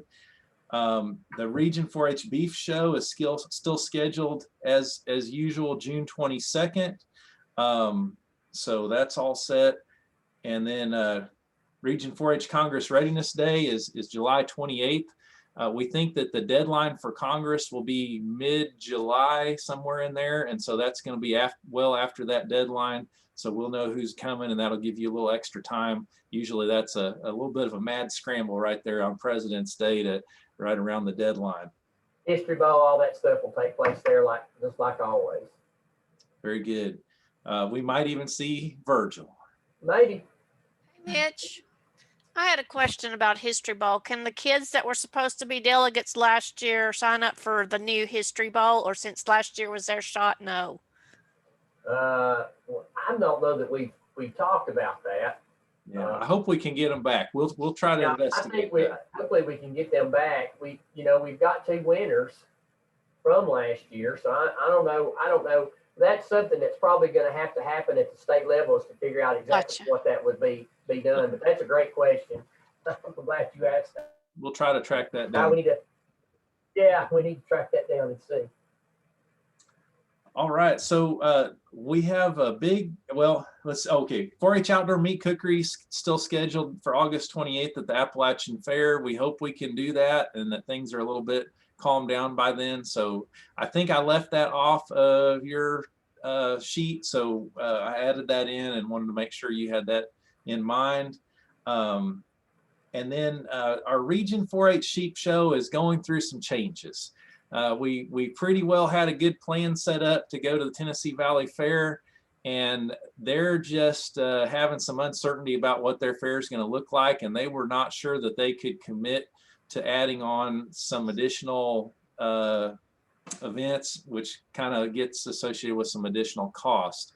So we've checked with other locations, and we're still in talking to the Tennessee Valley Fair to see if we do some extra funding for some of their expenses, if we could still pull that off there. But what I can tell you is it's not probably going to happen on the dates that we thought it was. That I think we had it set for September 8 and 9, and there's a good chance that it may still happen at the Tennessee Valley Fair, but it might be later in the week of the fair. But we just can't quite commit to it. And believe me, Mitch and I have been going around in circles trying to find this and nail it down. And it may take another month or two to figure it out, but we plan for it to happen. You can count on that. It's just a matter of when and where. All right, so the fall 4-H judging teams for the region will be September 18th. I did not include the Region 4-H Dairy Show, which would be the weekend before that. So that'd be the September 11th date. Didn't quite get everything on our list. And then that September 18th judging teams, that's all those events: consumer decision making, forestry, life skills meets, and then the invitational poultry contest will be right there with them. Our location for that could be in transition as well, but we're working on something in the Knoxville area. Oh, the sheep show is on there. Got on there twice. Okay, and then the state 4-H judging teams contests, they're looking at October 30th as most likely the date for those. That's later than normal, so we wanted to pass that along to you if you have teams that qualify for that state contest and you want to block that day out. We thought the 4-H in-services, I've had more questions this year than ever, and I just don't think we had a great list of the 4-H in-services that came out. And so some of you may not have found all these, so I want to make sure you've got a list of those. A lot of these have gone online that are coming up real soon, like the enrollment system on March 26th. But these are your opportunities for in-services on the 4-H side. And we do plan to conduct an extreme 4-H training. Right now it's set for May 12 to 13. That could move to summer now that we know we're not doing camp. But for now, that's what we've got. May is so busy, we wouldn't mind if we pushed it back a month, but we'll see how that goes, and that might give us more time for the pandemic to calm down. All right, then we've got our shooting sports down below, so check those dates out. I think you can see that just as well as us, but we want to make sure that we included those. I don't know that I need to read all those off, but for those of you that have shooting sports teams, I think you're very well aware of those.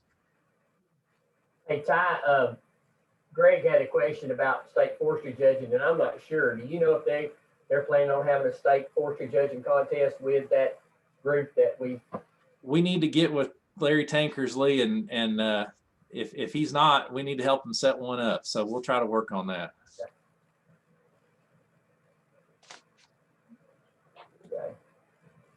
All right, any questions about that?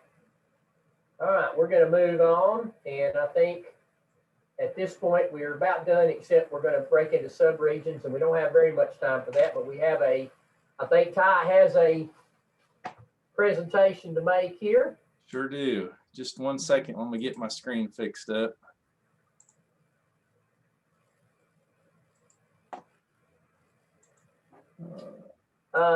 Lucinda, yeah, we're going to have something hopefully. It's a great question about Fall All-Star Conference.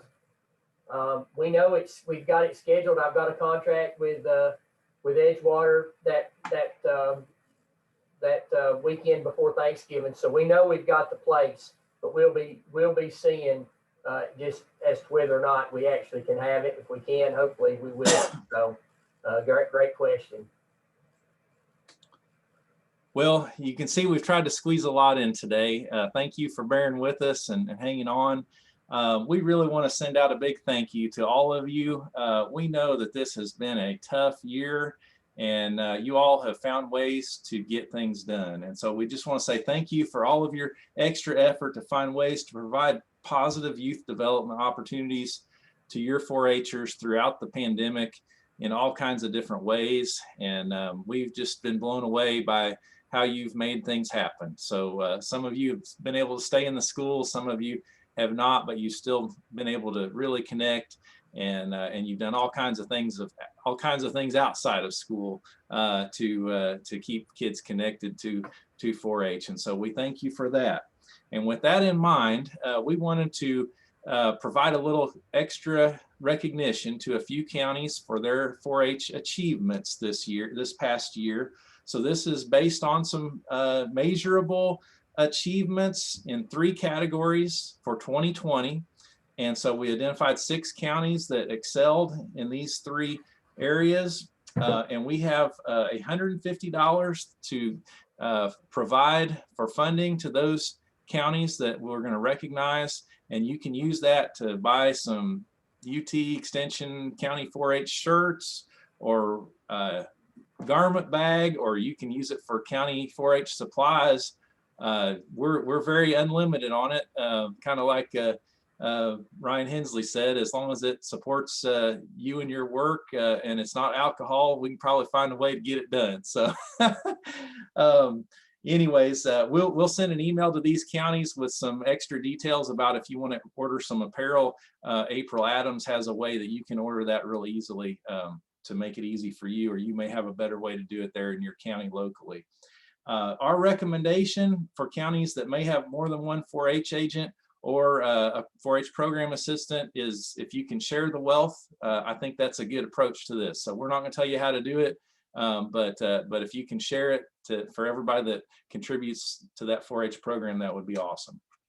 So we have 3 categories: portfolios, total number of portfolios in 2020, total number of 2020 4-H Honor Club initiates, and number of all-star initiates in 2020. So our first county that we're going to recognize is Knox County, first place portfolios. Congratulations. Second place was Anderson County. Congratulations. When we look at Honor Club initiates, first place was Bradley, and they were near the top in the state. So congratulations, Bradley. And second place was Polk County. So we're going down to the SEC here in the Honor Club area. And then we get to all-star initiates. Congratulations, Sevier County, first place in the number of new all-star initiates, and second place, Washington County. So fantastic job, everybody. I think that kind of spreads it all across the region in different counties, and gives us a way to just recognize some extra effort that you put in to make those things happen, because they didn't happen easily, and they weren't going to happen unless you put that extra effort in, and we really appreciate it. So I hope you appreciate that too. I wish we could recognize every county, but I think it's pretty awesome that David Perrin wanted to put that money towards recognizing some county 4-H programs. So feel free to give him a thanks for that. That was something that we all thought would be great, and he wanted to support it, and we found a way to do it. Well, and I think it's important to realize these were all done during COVID. So, you know, this happened during COVID. So we appreciate those high numbers that came through from those counties, even though it was a COVID situation. So we thank everybody. We sure wish we could have done something like that for just about every county, but we found some criteria that we could single some folks out, and we think those are very deserving. So congratulations to those counties. So we're about to break into breakout rooms, and I just want to make sure if there's anything else you need, let us know. You can type it into the text. In your breakout session, I think they mentioned that we're going to need to look for a location in each sub-region for Fashion and Design Conference. So please make that an item that you all discuss in your sub-region groups during the breakout session. And go ahead, and if you guys could nominate a place or have a place to look at, to consider, so that we don't have 8 or 9 different counties all sending in a possible location. If we could narrow that to one in each sub-region, I think that would be ideal, especially if y'all decide on that in your groups. So I'm going to open up 4 breakout rooms. They're named for your sub-region, and I'll just let you all go to those. Now, Mitch, before we leave, and Nancy, Justin, is there anything else we need to share? I think we're in good shape. I hope that all these new folks know what sub-region they're in. Yeah, I could put a picture up here in a minute. I'll let everybody get to their breakout room. If we have a few stragglers, I'll put up a picture of the sub-regions. And you don't need to stay in that sub-region meeting long. If you all have everything set up for public speaking and achievement day, then talk about that fashion and design camp deal and anything else you guys want to talk about, and you're done. If you do have some work to do on achievement day or public speaking, then this gives you a chance to talk some of that out. So thank you all for everything you do, and we'll let you move to the breakout rooms. Do they need to hey Todd, do they need to follow up with you or Mitch regarding sending information if it's changed from what we did before? Yeah, well, everything's online. Yeah, So. it's all online, but just probably just share with us what your plans have been, and and that sort of thing. But again, it's all online, so it's not, we're not going to have to worry about the places and stuff. And y'all are so good at making that happen. We want to leave it up to you on how you conduct those things, so it's in your hands. And if you need some help from us, let us know. Thanks everybody for being with us today. It's been great to see y'all. No need to come back here after your breakout session, just to make sure that's clear. The best region in the country, in my opinion, the best one.